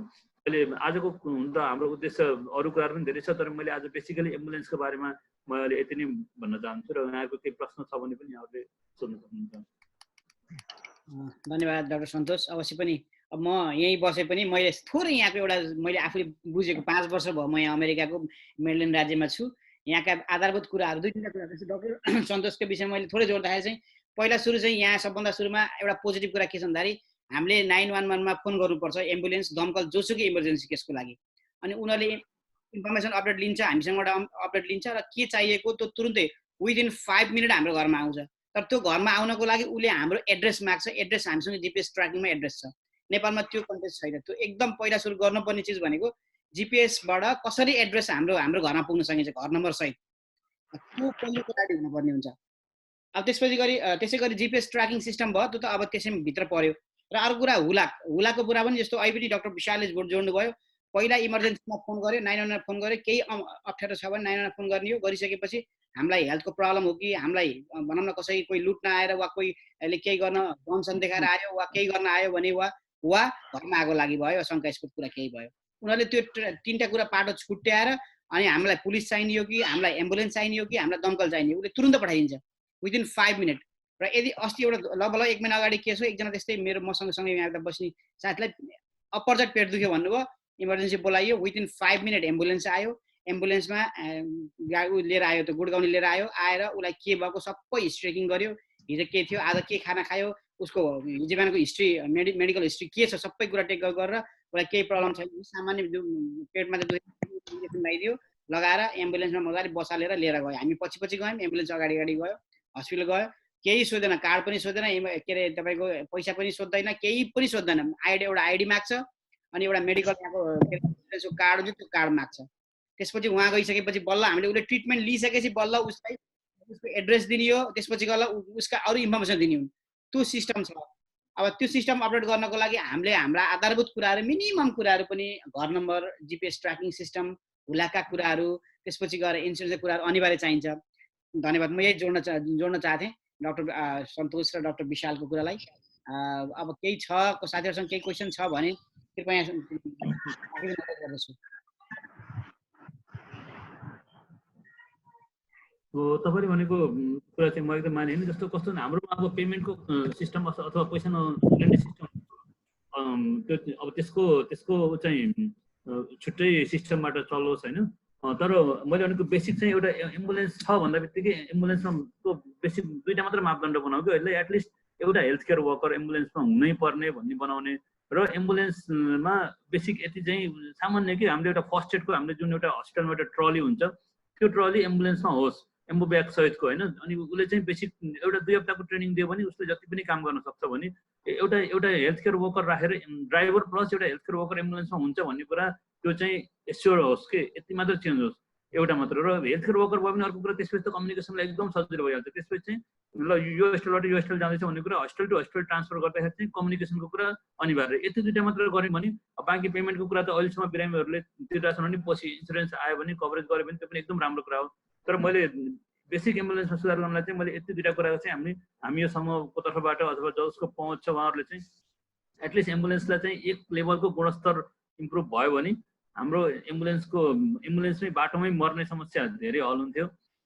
अर्को कुरा चाहिँ यो एम्बुलेन्स केही एम्बुलेन्स चालकहरू जसले एकदम रोल प्ले गरेर कमिसनको खेलमा लाएर बिरामीहरूलाई महँगो हस्पिटलमा जानु उत्प्रेरित गर्नु त्यो पनि कम हुन्थ्यो जस्तो मलाई लाग्छ। धन्यवाद डाक्टर सन्तोष।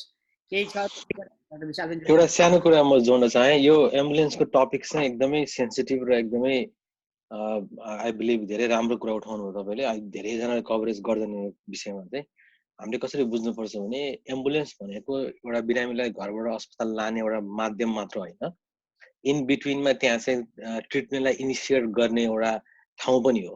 त्यसरी बुझ्नुपर्छ। जस्तै बाहिर विकसित देशहरूमा के हुन्छ भने तपाईँको एम्बुलेन्समा इएमएसको जुन टिम हुन्छ इमर्जेन्सी मेडिकल सर्भिसको टिमले नै तपाईँको जानुभन्दा अगाडि नै उसको प्राइमेरी अलिकति उसको ब्याकग्राउन्ड लिइसकेको हुन्छ, बिरामीको इकेजीहरू गरिसकेको हुन्छ, उसको भाइटल्सहरू लिएको हुन्छ, पार्ट्स प्रेसर कति छ अक्सिजनको सबै कुरा दिइसकेको हुन्छ। जब त्यो बिरामीलाई इमर्जेन्सी भएर हस्पिटलमा ह्यान्डल गर्दाखेरि त्यो इएमएसको टेक्निसियनहरूले उसको अलिकति अवस्था के हो त, के भयो, बिरामी कस्तो अवस्था, कस्तो खाले कम्प्लेन गराएको छ, कहाँ चेस्ट पेन भने कस्तो खाले पेन भयो भनेको छ, उसको भाइटल कस्तो छ भन्ने कुराहरू चाहिँ तपाईँको अगाडि नै डक्टरलाई त्यो दिइसकेका हुन्छ। त्यसैले के हुन्छ भने त्यो जुन समय फेरि पनि हस्पिटलमा गएर डक्टरले नर्सले तपाईँको सुरुमा उसको गर्नु जुन खर्च गर्ने समय त त्यहाँ बच्यो होइन, त्यसपछि उपचारमा चाँडो गर्न सकियो। दोस्रो कुरा अझ धेरै अहिले चाहिँ टेक्नोलोजिकली एडभान्समेन्ट भएको ठाउँहरूमा अहिले के छ भने बिरामीको चाहिँ मेनली चाहिँ कार्डियक पेसेन्टहरू हुन्छ विदेशमा यस्तो प्रब्लम हुने कार्डियक एरेस्टहरू, हार्ट फेलर भन्छ, हार्ट एट्याक भएर जानेहरू, उनीहरूको चाहिँ पहिला नै इकेजी भएर त्यो इकेजीलाई चाहिँ ब्लुटुथ सिस्टमबाट अथवा सेटेलाइट सिस्टमबाट इमेल सिस्टमबाट चाहिँ जुन हस्पिटलमा जाँदैछ त्यो हस्पिटलमा पहिले पुगिसकेको हुन्छ। बिरामी आउनुभन्दा अगाडि नै डक्टरको हातमा अथवा नर्सको हातमा जसले रिसिभ गर्छ त्यो बिरामीको इकेजीहरू सबै लिएर बसिसकेको हुन्छ। त्यसको मतलब के हो भने त्यो टाइम जुन छ नि त्यो एभ्री मिनट इज भाइटल होइन, सबै एक मिनटको भ्यालु हुन्छ। त्यो समय पनि जोगिन्छ, सँगसँगै एउटा भनौँ न केयरलाई इनिसिएट गर्नको लागि अलिकति इजी पनि हुन्छ डक्टरलाई। त्यो अर्को 10-15 मिनट फेरि सबै कुरा लिएर खर्च गर्न जरुरी भएन होइन। त्यही भएर एम्बुलेन्सलाई जस्ट अन्ली एउटा ट्राभलको मिडियम भन्दा पनि एउटा फर्स्ट हुन्छ नि पहिलो केयरको चाहिँ इनिसिएट गर्ने एउटा मिडियमको रूपमा बनाउन सकियो भने त्यसले धेरै नै फाइदा गर्छ होला। हस् त, थ्याङ्क यू। धन्यवाद डाक्टर विशाल। मैले यहाँ विष्णु घिमिरेजीले केही क्वेसन सोध्न खोज्दै हुनुहुन्छ। विष्णुजी सरी दुर्गा घिमिरेजी। हजुर, किरण दाई, देवराज दाई, डाक्टर सन्तोष लगायत सम्पूर्णलाई नमस्ते। यो एम्बुलेन्सको विषय अत्यन्तै महत्त्वपूर्ण र धेरै बिरामीसँग प्रत्यक्ष जोडिएको विषयमा आज यो बहस चलेको छ। त्यसको लागि यो बहसमा ल्याउनु हुने दाजु देवराजलाई धेरै धेरै धन्यवाद। अब हामी विशेष गरी हामी बुटोल आसपासमा बस्ने हुनाले हामीलाई थाहा भए अनुसार बुटोलमा 3वटा मात्रै सुविधा सम्पन्न एम्बुलेन्स छ अहिलेको आजको कन्टेक्स्टमा। भनेको तिनीहरूले एटलिस्ट बेसिक एउटा स्टाफ, एउटा एचए, एउटा स्टाफ नर्स राखेर चलाइरहेछन्। भनेको तिनीहरू एटलिस्ट हाम्रो यो उसमा गुणस्तरीय अहिलेसम्मको लागि मान्य छ। अब हामीले के देखिन्छ भने डाक्टर साहबले भने चाहिँ यो जिपिएस ट्र्याप गरेर त्यसलाई क्याटेगोरी गर्ने 1, 2, 3 गरेर एउटा अब कति इम्पोर्टेन्ट हो, जस्तै अब कार्डियक पेसेन्ट छ, हार्ट फेल भएको छ, त्यसलाई कुनमा पठाउने, अनि सामान्य डिस्चार्ज बिरामीलाई लाने कुन छ, अथवा खुट्टा फ्र्याक्चर भएकोलाई लैजाने कुन छ, त्यसलाई 3 टाइप गराएर त्यसलाई चाहिँ डेलिभरी गर्ने त्यो एउटा संस्था मार्फत। भनेको तिनीहरूको एउटा गठन गरेर अलिक स्ट्रिक्टली, जस्तै बार्गेनिङ चलिरहेको हुन्छ कति ठाउँमा होइन, त्यो तिनी कुराहरूलाई नियमन गर्न चाहिँ एउटा स्ट्रिक्ट गर्नु नै पर्छ। त्यसको लागि अब कुनै हस्पिटल थ्रु अथवा कुनै यस्तै ऊ मार्फतै लिनुपर्छ जस्तो लाग्छ मलाई। धन्यवाद। म पनि एउटा क्वेसन राखौँ है सानो। टिकाराम बोल्दैछु। एउटा सानो जिज्ञासा राख्न चाहन्छु, अहिलेबाटै छलफल सुन्दैछु। मलाई दुई तिनवटा कुरा उठाउन मन लागेको, जस्तो हामी समाजवादी स्वास्थ्यका बारेमा कल्पना भनेको एउटा छलफल गरिरहेका छौँ र मलाई एउटा यो कस्तो भने यो हरेक स्पेसलिस्ट अलिकति सहज हुने खालको स्वास्थ्य प्रणालीका बारेमा चाहिँ हामी त्यति धेरै बहस गरेका जस्तो भेटिँदैनौँ। जस्तो समाजवादी स्वास्थ्य प्रणालीभित्र कतिपय कुराहरू चाहिँ जस्तो डिसेबल फ्रेन्डली, अलिकति वृद्ध फ्रेन्डली, त्यस्तो खालको कुराहरू पनि हुँदो रहेछ। जस्तो भनौँ अहिले नर्मली हामीले एउटा अपाङ्गता भएको व्यक्ति अस्पताल पुग्ने बित्तिकै उसले कति धेरै कठिनाइहरू भोग्नु पर्ने हुन्छ होइन।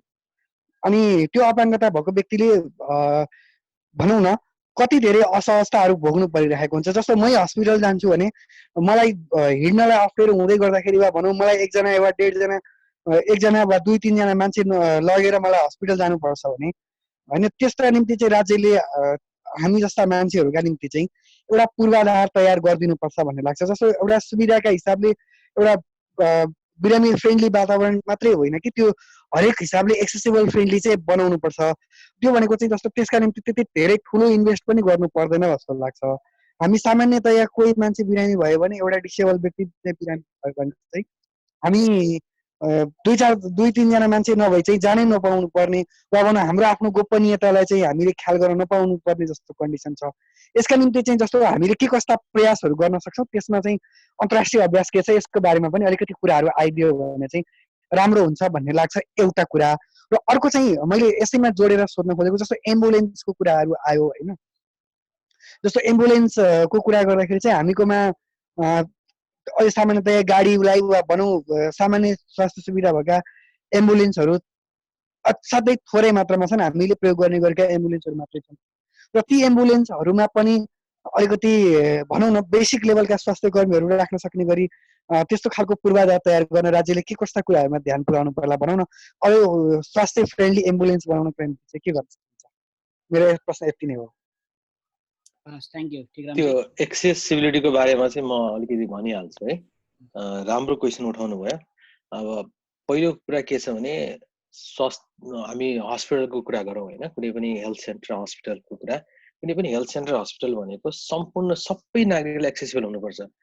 तपाईँको कुनै पनि जात धर्म वर्ग त्यसै लिएर अपाङ्गताको कुरामा चाहिँ त्यो उसले छुट्याउने भन्ने कुरा हुँदै हुँदैन। अब अन्तर्राष्ट्रिय भन्नु बाहिरको अमेरिका कन्टेक्समा भन्नुपर्दा यहाँ हस्पिटल मात्रै होइन, तपाईँको हरेक ठाउँ हरेक दोकान स्टोर जहाँ जानुहुन्छ हरेक ठाउँ तपाईँको डिजेबली फ्रेन्डली हुन्छ। उनीहरूको लागि डिजेबलको लागि छुट्टै पार्किङ लट व्यवस्था गरेको हुन्छ। हरेक स्टोरमा जाँदाखेरि त्यो व्हिल चेयरलाई जान मिल्ने एक्सेसिभ भएर जान मिल्ने ऱ्याम्पहरू बनाएको हुन्छ, बनाउनै पर्छ यहाँ। सँगसँगै जुन हस्पिटलमा तपाईँ पुगेपछि ट्रान्सपोर्टको दुईजना मान्छे लिएरै जानुपर्ने भयो कुरा गर्नुभयो, यहाँको हस्पिटलमा एउटा पोजिसनै हुन्छ, जब पोजिसनै हुन्छ, त्यसलाई चाहिँ हामीले ट्रान्सपोर्टर भन्छौँ। हस्पिटल ट्रान्सपोर्टर भन्ने एउटा पोजिसनै हुन्छ। उनीहरूको कामै बिरामीलाई रिसिभ गर्ने र बिरामीलाई आफ्नो सम्बन्धित तपाईँको डिपार्टमेन्टसँग पुर्याउने र डिस्चार्ज गर्दाखेरि त्यहाँसम्म पुर्याउने एउटा चाहिँ त्यो एउटा जब नै हुन्छ भनौँ न होइन। मान्छेहरू काम गर्ने नै हुन्छन्, उनीहरूले हेल्प गर्छन्। सँगसँगै के गर्नुपर्छ भने जुन टपिक तपाईँले उठाउनु भयो त्यसको लागि आई बिलिभ यसको लागि कुनै ठुलो खर्च गर्न जरुरी पनि छैन होइन। यो चाहिँ तपाईँ सबैलाई दिनै पर्ने अवस्था भएको हुनाले सिम्पल तपाईँको हरेक हस्पिटलहरू त्यसपछि जहाँ जानुपर्ने हो त्यसमा एउटा ऱ्याम्प क्रिएट गरे भइहाल्यो होइन। तपाईँको कि चाहिँ अब त्यो फेरि बनाएर अथवा वुडनको त्यो स्ट्रक्चर राखेर एउटा जान आउने सब सुविधा हुने खाले ऱ्याम्प क्रिएट गरे भइहाल्यो। अनि एम्बुलेन्सहरूलाई पनि तपाईँको त्यो अप एन्ड डाउन गर्न सजिलो हुन सक्ने ऱ्याम्प बनाउँदा हुन्छ। यो चाहिँ कुनै तपाईँको ठुलो रकेट साइन्स पनि होइन, धेरै पैसा खर्च गरेर धेरै बजेट छुट्याएर गर्नुपर्ने पनि होइन। आई बिलिभ अहिलेको नयाँ हस्पिटलहरू सबैमा छ पनि होला ऱ्याम्पहरू, बिरामीलाई लान ल्याउन सजिलो होस् भनेर। त्यसलाई अपाङ्गै हुनुपर्छ भन्ने पनि छैन, तुरुन्त डिस्चार्ज गर्ने बित्तिकै पनि त्यो पेसेन्टलाई वाक गरेर जान मिल्दैन नि त होइन, उसलाई पनि त्यो ऱ्याम्पबाट ल्याउनु पर्ने हुन्छ। त्यही भएर यो भनेको चाहिँ अब एउटा अधिकारको कुरा पनि हो, सबैलाई दिनुपर्छ जस्तो लाग्छ मलाई। यसमा चाहिँ ठुलो गर्नु पर्दैन। अब बन्ने अथवा भइसकेकाहरूलाई अलिकति त्यो कन्सेप्ट चेन्ज गरेर हामीले त्यसलाई मोडलाइज गर्न मिल्छ। अनि एम्बुलेन्सको कुरामा चाहिँ अघि हामीले त्यो डिस्कसन पनि भयो। एउटा एम्बुलेन्सलाई तपाईँको सिम्पली जस्ट ट्रान्सपोर्ट भन्दा पनि एउटा सुविधा सम्पन्न गराएर अनि EMS टिमहरू बनाउने, उनीहरूलाई ट्रेनिङ दिने, अलिकति इनिसियल भाइटल्सहरू कसरी लिन सकिन्छ, के कुरामा फोकस गर्नुपर्छ भनेर त्यो गर्यो भने आई बिलिभ एउटा जबको अपर्च्युनिटी पनि निस्किन्छ, सँगसँगै एउटा त्यो क्वालिटी अफ केयर भन्छ नि, क्वालिटी अफ केयर चाहिँ स्टार्टिङ फ्रम द एम्बुलेन्स चाहिँ राम्रो हुँदै जान्छ जस्तो लाग्छ। Thank you. हस्, थ्याङ्क यू डाक्टर विशाल। ठिक छ, यसमा थोरै थप्ने के छ भन्दाखेरि उहाँले भनेको कुरा सबै सपोर्ट गर्छ। जस्तै कस्तो भन्दाखेरि हाम्रो हस्पिटलहरूमा बरु यस्तो अपाङ्ग फ्रेन्डली होला होइन, तर जबसम्म हाम्रो ट्राभल अपाङ्ग फ्रेन्डली हुँदैन, जस्तै हाम्रो बाटोको कन्स्ट्रक्सनहरू पनि बाटोको ठेक्का अहिले भइरहेछ, अनि कुनै पनि बाटोमा अपाङ्गलाई हिँड्ने खालको ऱ्याम्प साइडमा वर्किङै छैन, कुनै पनि उसमा पनि सपोज स्टेपमा अब कुनै पनि ठाउँमा कस्तो हुनुपर्छ भन्दाखेरि म स्टेपको प्रयोग नगरिकन स्लोपमा हिँड्न सक्ने, जस्तै कोही मान्छे स्लोपमा हिँड्न सक्ने चाहिँ स्लोपको एसेसिबिलिटी बाटोको पुरै बाटोबाट हुनुपर्ने, त्यो चाहिँ न्यूनतम मापदण्ड हुन्छ बाटो कन्स्ट्रक्सन हुँदाखेरि पनि। हाम्रो बाटोहरूमा कति ठाउँमा स्टेप हुन्छ, अब त्यहाँबाट झर्नलाई त्यो जुन अपाङ्गहरूलाई एकदमै गाह्रो भएको हुन्छ। त्यही भएर अब बाटोबाट हस्पिटलसम्म ल्याउँदासम्म कसैले कसैको सुविधा उसलाई चाहिरहेछ भने हस्पिटलमा पनि उसलाई चाहिन्छ भन्ने जस्तो सोचेर राख्ने पनि हुँदैन फेरि होइन। तर कस्तो हुँदैन, तर हस्पिटलमा बरु आजकलको हस्पिटलहरूमा कुनै हस्पिटलहरूमा मिनिमम रिक्वायरमेन्ट नै गरेको छ, तर अरूमा पनि अरू हस्पिटलहरूमा पनि अब बिस्तारै बनाउँदै होला अपाङ्ग फ्रेन्डली हस्पिटलहरूलाई चाहिँ ऱ्याम्पको मिनिमम त ऱ्याम्प नै हो हामीले अहिलेसम्म अपाङ्ग अनुरूप, तर अरूलाई जस्तै एकजना अथवा कुनै पनि हस्पिटलमा चाहिँ एउटा भोलिन्टियरको व्यवस्था, यदि यस्तो आँखा नदेख्ने कोही आउनुभयो भने त्यस्तो भने उहाँहरूलाई यस्तो खालको व्यवस्था भनेर कुनै पनि हस्पिटलमा एउटा भोलिन्टियर सर्भिस गर्ने अथवा हस्पिटलको तर्फबाट पनि गर्ने सर्भिस पनि हुनसक्छ। त्यो चाहिँ बेसिक रिक्वायरमेन्ट हो। तर हाम्रो मेन चाहिँ उहाँले हाम्रो विशालजीले भने जस्तै मेनली हाम्रो बेसिक कन्स्ट्रक्सनहरू कि रोडको कन्स्ट्रक्सन, एउटा हाम्रो मलको कन्स्ट्रक्सन भयो, इभन हामीले भाटुटेन नै अहिले यस्तो नयाँ भाटुटेनको बिल्डिङहरू बनाइरहेको छ, इभन त्यो बिल्डिङहरूमा समेत हामीले अहिलेसम्म अपाङ्ग फ्रेन्डली त्यस्तो खालको स्लोप नै छैन अहिलेसम्म पनि, लिफ्ट अरू मात्रै छ भनेपछि त्यसमा पनि हामीले धेरै डिबेटहरू चाहिँ उठाउनुपर्छ। तपाईँले उठाएको टपिक एकदम राम्रो हो। प्लस अर्को जुन एम्बुलेन्समा भन्नुभयो नि, जस्तै अब नेपालको कन्टेक्स्टमा हामीले कसरी गर्न सकिन्छ भन्दाखेरि गभर्मेन्टको एम्बुलेन्सहरू छ भने त्यो लोकसेवा आयोगबाटै मान्छेहरू रेक्रुट गरौँ, मिनिमम योग्यता यति भएको र एम्बुलेन्स चालकसँगै हिँड्नुपर्ने उसको रेस्पोन्सिबिलिटी जब डिस्क्रिप्सनमा हामीले त्यसरी नै छुट्याइदिएर गर्न सक्छौँ भने, र सपोज कसैले पनि पहिल्यै खरिद गरिसकेको एम्बुलेन्स छ भने एम्बुलेन्स चलाउने न्यूनतम मापदण्ड चाहिँ एउटा हेल्थ केयर वर्कर राख्ने, र हामीले एकदम सुविधा सम्पन्न भनेर एकदम धेरै पनि होइन, त्यो बेसिक यो चाहिँ हुनुपर्ने भनेर एउटा क्वालिटी कन्ट्रोल गर्ने एउटा हरेक जिल्लामा एउटा बडी बनाउने। अनि त्यसपछि कसै अब कुनै पनि संस्थाले एम्बुलेन्स चलाउन चाहन्छ भने पनि उसको एकजना अर्कोलाई भ्याकेन्सी एनाउन्स गर्नु पर्यो, नभए चाहिँ अब जुन चाहिँ हस्पिटलले चलाइरहेको छ भने त्यही हस्पिटलले एनाउन्स गर्नु पर्यो, यदि गभर्मेन्टले चलाइरहेको छ भने उनीहरूले भ्याकेन्सी एनाउन्स गर्नु पर्यो भनेपछि त त्यसपछि तिनीहरूलाई चाहिँ एउटा ट्रेनिङ चाहिँ गभर्मेन्टले नै यो एम्बुलेन्समा ट्राभल गर्ने मान्छेको बेसिक ट्रेनिङ उसले कस्तो अब यो त चाहिँ खास धेरै छैन, हामीले एउटा करिकुलम पनि बनाउने पहिला एकचोटि प्लान पनि गरिरहेको थियौँ, त्यसमा एकचोटि हाम्रो सामान्य ट्रेनिङ पनि भयो। यो चाहिँ बेसिक लाइफ सपोर्ट र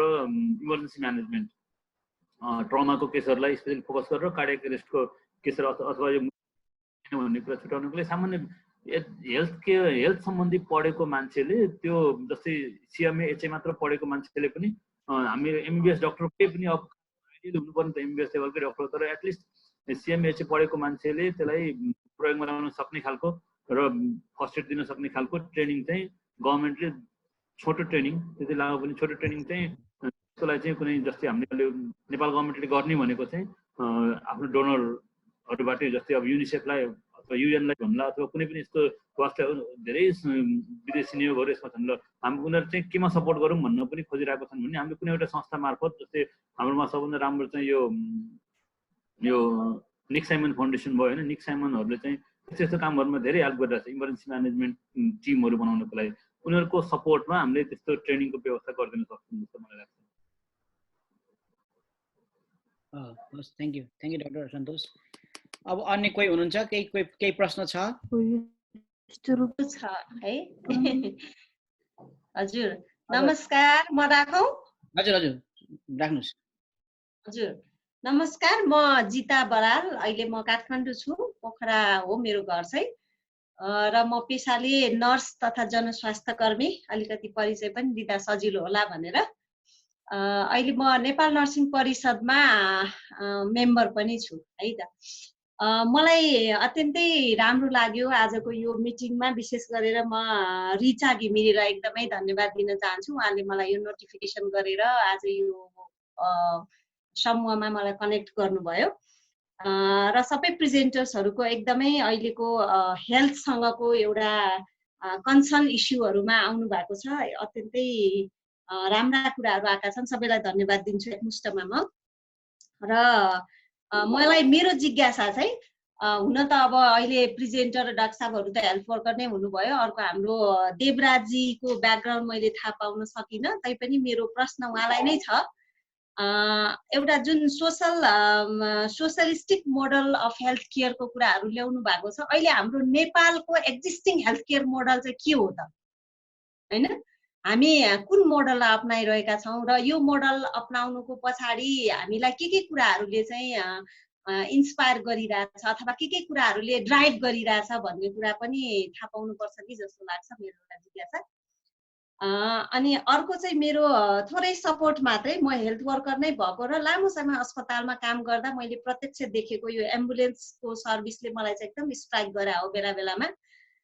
धेरै जिल्लाहरूबाट गाउँहरूबाट आउने एम्बुलेन्सहरूमा त ड्राइभर बाहेक अरू कोही पनि आउँदैनन्, होइन? बिरामीहरूलाई हामीले इभन हामी बाटोमा हिँड्ने व्यक्ति अथवा अस्पतालका म्यानेजमेन्टका मान्छेहरूले पनि बिरामीलाई चाहिँ ट्रान्सफर गर्नुपर्ने कन्डिसनहरू देखिन्छ। र सहरमै भएका पनि अत्यधिक एम्बुलेन्सहरूमा हेल्थ रिसोर्सेसहरू चाहिँ हामी भेट्दैनौँ। बुटोलमा राम्रो 3-4वटा इक्जाम्पल दिनुभयो, मैले त पोखरामा त त्यसरी हेल्थ रिसोर्स म्यानेजमेन्ट गरेको एम्बुलेन्स एउटा पनि देखाएको छैन। एकदमै अनरिक्वेस्ट ल यस्तो केस छ भन्यो भने चाहिँ इमर्जेन्सी त्यहाँको सिस्टरलाई, होइन, त्यहाँ इमर्जेन्सीमा काम गर्ने हेल्थ असिस्टेन्ट अहेबलाई पठाइन्छ। नभए एकदम भिआइपी त्यस्तै खालको रिसोर्स एक्सेस भएका व्यक्तिहरू छन् भने एटलिस्ट एमोसम्मलाई हामी पठाउने व्यवस्था गर्छौँ। नभए एम्बुलेन्समा खासै हेल्थ वर्करको प्रेजेन्स चाहिँ मैले देखाएको छैन।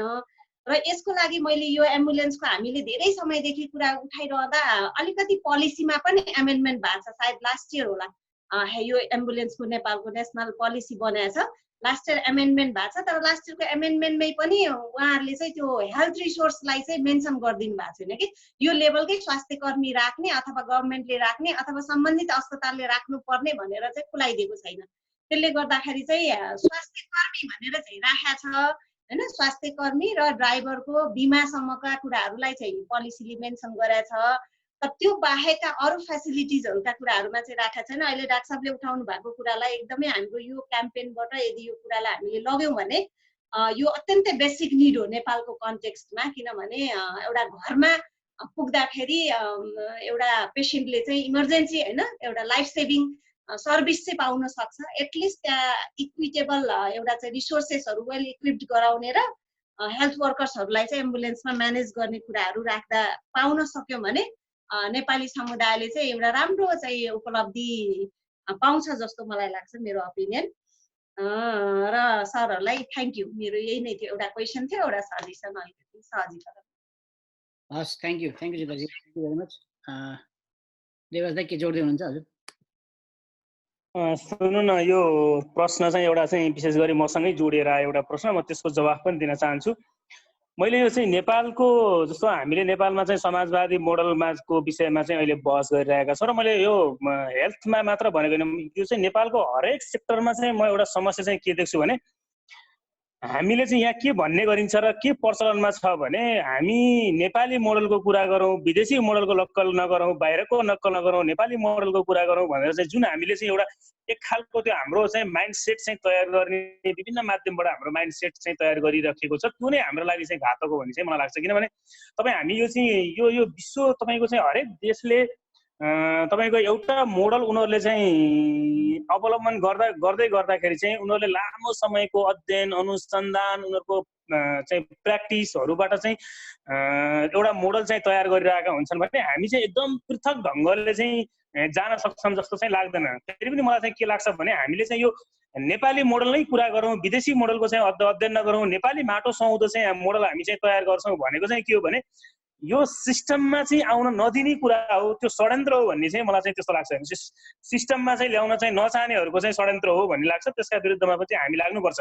एउटा कुरा। अर्को कुरा चाहिँ के हो भने जस्तो मैले अघि पनि भन्दै थिएँ यो हामीले चाहिँ सुरुवात हो यो चाहिँ अलिक पहिलेबाट हुनु पर्थ्यो यो कोरोनाको बिचमा चाहिँ धेरै चाहिँ राष्ट्रहरूमा यो खालका चाहिँ बहस भइरहेका छन् हाम्रोमा किन हो यो चाहिँ यसमा पनि कुनै त्यस्तो खालको चाहिँ प्लानिङका साथ यो बहसमा चाहिँ आउन नदिने खालका चाहिँ काम भइरहेका हुन् कि के हो त्यो पनि अब हामीले अलिकति चाहिँ एनालाइसिस चाहिँ गर्नुपर्छ तर अहिले आजको चाहिँ यो चाहिँ डिस्कसनबाट मैले चाहिँ के लाग्छ भने जस्तो एक दुईटा हामीले यसलाई चाहिँ सर्ट लिस्टिङ गर्दाखेरि चाहिँ जस्तो एम्बुलेन्सको कुरा हामीले सबैभन्दा महत्त्वपूर्ण चाहिँ ऊ चाहिँ हामीलाई यो एम्बुलेन्सको कुरा चाहिँ अलि फोकस गरेर हामीले उठाउनु पर्छ जस्तो चाहिँ मलाई लाग्यो र चाहिँ म साथीहरूलाई चाहिँ के आग्रह गर्न चाहन्छु भने जस्तो डाक्टर सन्तोषले चाहिँ राखेको कुरा यो एप्समा आधारित एम्बुलेन्सको कुरा अनि त्यसपछि चाहिँ तपाईँको चाहिँ फर्स्ट एड सहितको चाहिँ एम्बुलेन्स जुन उहाँले भन्नुभएको छ यसलाई चाहिँ हामीले अब हाम्रा कार्यक्रमहरुमा चाहिँ यसलाई फोकस गरेर लिएर जाने र त्यसपछि चाहिँ डाक्टर विशाल भट्टराईले चाहिँ एउटा कुरा के राख्नु भएको छ भने इन्डिभिजुअल डाटाबेसको कुरा छ त्यो अत्यन्तै महत्त्वपूर्ण छ हुन त सरकारले चाहिँ त्यो राष्ट्रिय परिचय पत्र चाहिँ 3 वर्षभित्रमा सबैलाई बाँड्छु भनेकै छ तर पनि यसलाई चाहिँ कसरी लान सकिन्छ भन्ने कुरा चाहिँ हामीले चाहिँ यो दुईटा एम्बुलेन्सको विषय र अब हाम्रो चाहिँ फोकस चाहिँ हाम्रो कामको फोकस हाम्रो छलफलको फोकस हामीले चाहिँ यसलाई चाहिँ हामीले हाम्रा चाहिँ हरेक हाम्रो पहुँच राख्ने हरेक निकायहरुमा हामीले दबाब दिने अथवा हाम्रो कार्यक्रमहरु अब अगाडि बढाउँदाखेरि एउटा एम्बुलेन्सको विषय र यो एउटा चाहिँ इन्डिभिजुअल डाटाबेसका विषयहरुलाई चाहिँ हामीले यसलाई चाहिँ अलिकति बढी फोकस गरेर चाहिँ अगाडि बढायौं भने त्यो चाहिँ यो दुईटा कुरा मात्र हामीले लागू गर्न सक्यौं भने हामीले चाहिँ प्रारम्भिक चरणमा हामीले धेरै ठूलो चाहिँ एचिभमेन्ट गर्छौं जस्तो मलाई चाहिँ लाग्छ र म तपाई साथीहरुलाई चाहिँ फेरि पनि के आग्रह गर्न चाहन्छु भने अघि मैले भने तपाईको चाहिँ नेपाली मोडल भन्दै गर्दाखेरि चाहिँ हामीले कुनै पनि मोडल चाहिँ हामीले मा चाहिँ नजाने खालको चाहिँ जुन प्लान भइरहेछ हामीलाई प्लानिङका साथ त्यो उसमा चाहिँ धकलिएको छ भनेर चाहिँ मैले अघि भने म तपाईहरुलाई के आग्रह गर्न चाहन्छु भने अब यो आज हाम्रो सुरुवात हो हामीले चाहिँ यो बहस 1 वर्ष लाग्ला 2 वर्ष लाग्ला 6 महिना लाग्ला अथवा 5 वर्ष लाग्ला 6 वर्ष लाग्ला निरन्तर चाहिँ यो बहस चलाउँदै जाउँ र चाहिँ भोलि अब यो लकडाउन पछि हामी कोही बुटोलका साथीहरु छौं हामी के यो चाहिँ बसको चाहिँ हामी सुरुवात गर्दा हामीले सुरु गरेका छौं अब धेरै साथीहरु जोडिसक्नु भएको छ भोलि हामी काठमाडौँ आउँला अथवा काठमाडौँको साथीहरु त्यहाँ हुनुहुन्छ भोलि प्रधानमन्त्री कार्यालय स्वास्थ्य मन्त्रालय लगायत चाहिँ सम्बन्धित निकायहरुमा जाने ज्ञापन पत्र दिनेदेखि लिएर विभिन्न खालका चाहिँ दबावमूलक कार्यक्रम पनि चाहिँ हामी गर्दै जान्छौं र म तपाईहरुलाई फेरि पनि के आग्रह गर्न चाहन्छु भने आजको यो बहस चाहिँ हाम्रो एकदम प्रारम्भिक बहस हो अब हामी चाहिँ कुन कसरी हामी अगाडि बढ्दै छौं भन्ने कुराको पनि हामीलाई चाहिँ एउटा त्यो चाहिँ गाइडलाइन तयार गर्नका निम्ति पनि अझ यस्तै खालका चाहिँ बहसहरु चाहिँ गर्नुपर्छ भन्ने जस्तो लाग्छ आज केही महत्त्वपूर्ण कुराहरु आएका छन् मैले चाहिँ तपाईहरुलाई के आग्रह गर्न चाहन्छु भने यिनीहरुलाई चाहिँ हामीले डकुमेन्टेसनका रूप चाहिँ डकुमेन्टको रूपमा चाहिँ यसलाई हामीले चाहिँ तयार गर्नेछौं र भोलि फेरि तपाईहरुलाई विभिन्न तपाईहरुको चाहिँ इमेल अथवा एड्रेसहरु हामीले चाहिँ लिनेछौं र तपाईहरुलाई डकुमेन्टहरु पठाउनेछौं र त्यसमा पनि तपाईहरुले चाहिँ लिखित हामीलाई चाहिँ सुझावहरु फेरि पनि तपाईहरुसँग माग्नेछौं र निरन्तरका कार्यक्रमहरु अन्तर्क्रियाहरुबाट नै हामीले चाहिँ एउटा चाहिँ निष्कर्षमा पुगेर राज्यलाई चाहिँ दबाब दिने ठाउँमा चाहिँ हामी जानेछौं भन्ने कुरा म तपाईहरुलाई आग्रह गर्न चाहन्छु र फेरि पनि तपाईहरुलाई म के आग्रह गर्न चाहन्छु भने यो हाम्रो अभियानमा यो चाहिँ मैले धेरै पटक दोहोऱ्याएर भनिरहेको छु यो चाहिँ एउटा कार्यक्रमका रूपमा चाहिँ तपाईहरु नबुझ्दिनु होला यो अभियान हामीले एउटा अभियान सुरु गरेका छौं र म चाहिँ यो एउटा अभियानको चाहिँ मेम्बर हो हरेक आज हामी यहाँ सहभागी भएकाहरु यो एउटा अभियानको चाहिँ मेम्बर हौ भन्ने हिसाबले चाहिँ तपाईहरु आफ्नो आफ्नो ठाउँबाट चाहिँ यसलाई चाहिँ आवाज बुलन्द गर्नका चाहिँ लाग्दिनु होला भन्ने चाहिँ म तपाईहरुलाई धेरै आग्रह गर्न चाहन्छु र सम्पूर्ण उपस्थित डाक्टर विशाल भट्टराई डाक्टर सन्तोष पोखरेल किरण ढका लगायत सम्पूर्ण चाहिँ यो चाहिँ उसमा चाहिँ सहभागी आजको यो जुम मिटिङमा चाहिँ सहभागी सम्पूर्ण साथीहरुलाई चाहिँ म हृदयदेखि नै धेरै धन्यवाद दिन चाहन्छु र फेरि पनि म चाहिँ तपाईहरुलाई विभिन्न माध्यमबाट हामी तपाईहरुलाई जोड्नेछौं र तपाईहरुका सुझाव लिनेछु भन्ने चाहिँ तपाईहरुलाई जानकारी गराउँदै सायद आजको कार्यक्रम पनि अब समापन भएको टुकलालजीको चाहिँ के राख्छु भन्नुभएको छ सायद उहाँको चाहिँ हामीले आज अन्तिम सुझाव लिएर म तपाईहरुलाई के आग्रह गर्न चाहन्छु भने हामी तुरुन्तै हप्ता 5-7 दिन भित्रमा फेरि अर्को कार्यक्रम गर्नेछौं र त्यतिखेर पनि तपाईहरुले केही रहका चाहिँ आजका प्रेजेन्टेसनबाट चाहिँ तपाईहरुले पनि के एक्सरसाइज गर्नुस् र तपाईहरुका त्यो एक्सरसाइज सहितको चाहिँ अर्को प्रेजेन्टेसनमा तपाईहरुले फेरि पनि बोल्ने चाहिँ मौका पाउनुहुनेछ तपाईहरुको भनाइ चाहिँ समेटिने छ भन्ने कुरा चाहिँ तपाईहरुलाई आग्रह गर्न चाहन्छु धन्यवाद देवराज भाइ अब टुकलालजी केही भन्दै जोड्दै हुनुहुन्छ किरणजी धेरै लामो समयपछि भेट भएको खुसी पनि लाग्यो देवराज दाइलाई विशेष धन्यवाद मैले खास गरी केही कुरा क्वेशनको रूपमा भन्दा पनि सुझावको रूपमा चाहिँ खास गरी डाक्टर सन्तोषले प्रेजेन्टेसन गरेको एम्बुलेन्सको सन्दर्भमा चाहिँ हाम्रो मानसिकता नेपालीहरुको मानसिकता के भयो भन्दा एम्बुलेन्स चालकलाई हामीले चाहिँ ड्राइभरको रूपमा चाहिँ हेरिराख्यौं योभन्दा लामो समयदेखि नै हामीले चाहिँ ड्राइभरको रूपमा हेरिरहेको उनीहरूलाई चाहिँ एउटा हाम्रो जीवन बचाउने एउटा महत्त्वपूर्ण कडीको रूपमा चाहिँ हेर्न सकेनौँ। त्यो सबभन्दा ठुलो चाहिँ बाधाको रूपमा चाहिँ रहिरह्यो। अनि उनीहरूलाई चाहिँ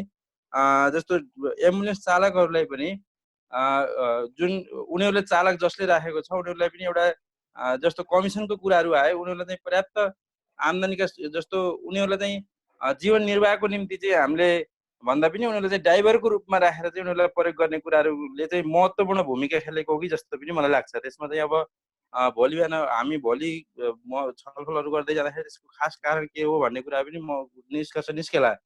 तर खास गरी उनीहरूलाई चाहिँ हामीले मैले सुरुमै पनि भनिसकेँ, उनीहरूलाई ड्राइभरको रूपमा मात्रै हामीले हेरियो। अनि उनीहरूलाई चाहिँ उनीहरूले गरेको योगदानमा चाहिँ हामीले उनीहरूको न्यूनतम जीवन निर्वाहको रूपमा पनि हामीले पारिश्रमिक दिन सकिन कि जसले उनीहरूलाई चालकको रूपमा राखेको छ, त्यो एउटा महत्त्वपूर्ण रूपमा चाहिँ हामीले त्यसलाई पनि एउटा जोड्नुपर्छ भन्ने चाहिँ मेरो सुझाव मात्रै हो।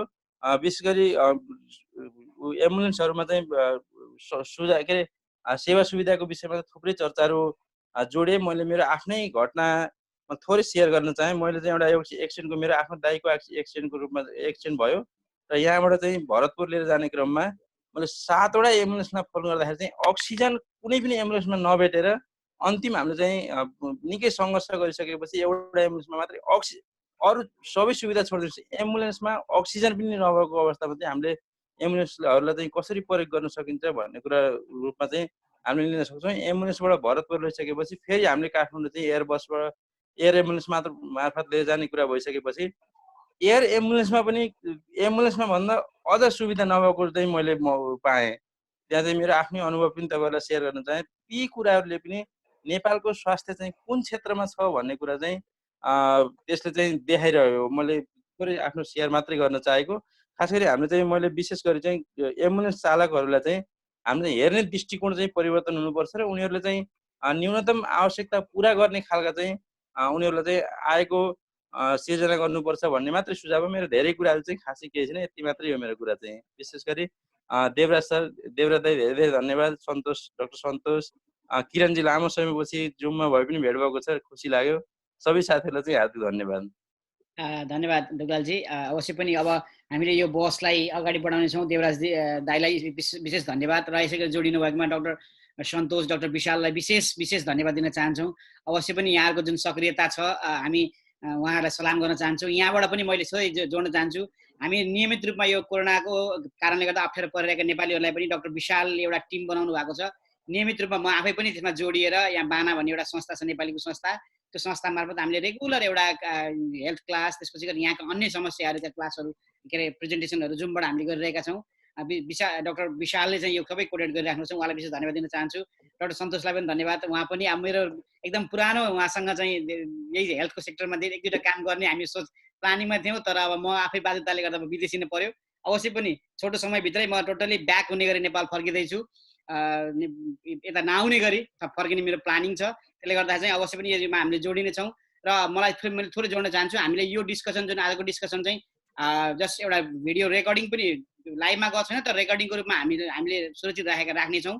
र यसमा चाहिँ यससँगसँगै हामीले एउटा फेसबुक पेज पनि क्रिएट गरेर यसलाई नेतृत्व दिनको लागि आगामी दिनहरूमा यसरी सबै बसमा आउनुभन्दा पनि वक्ताहरूलाई बसमा जुममा लिएर आएर लाइभ फेसबुक लाइभ गरेर हामीले त्यो पेजबाट सेयर गरियो भने अझै इफेक्टिभ होला भन्ने हामीले एक्सपेक्ट गरेका छौँ।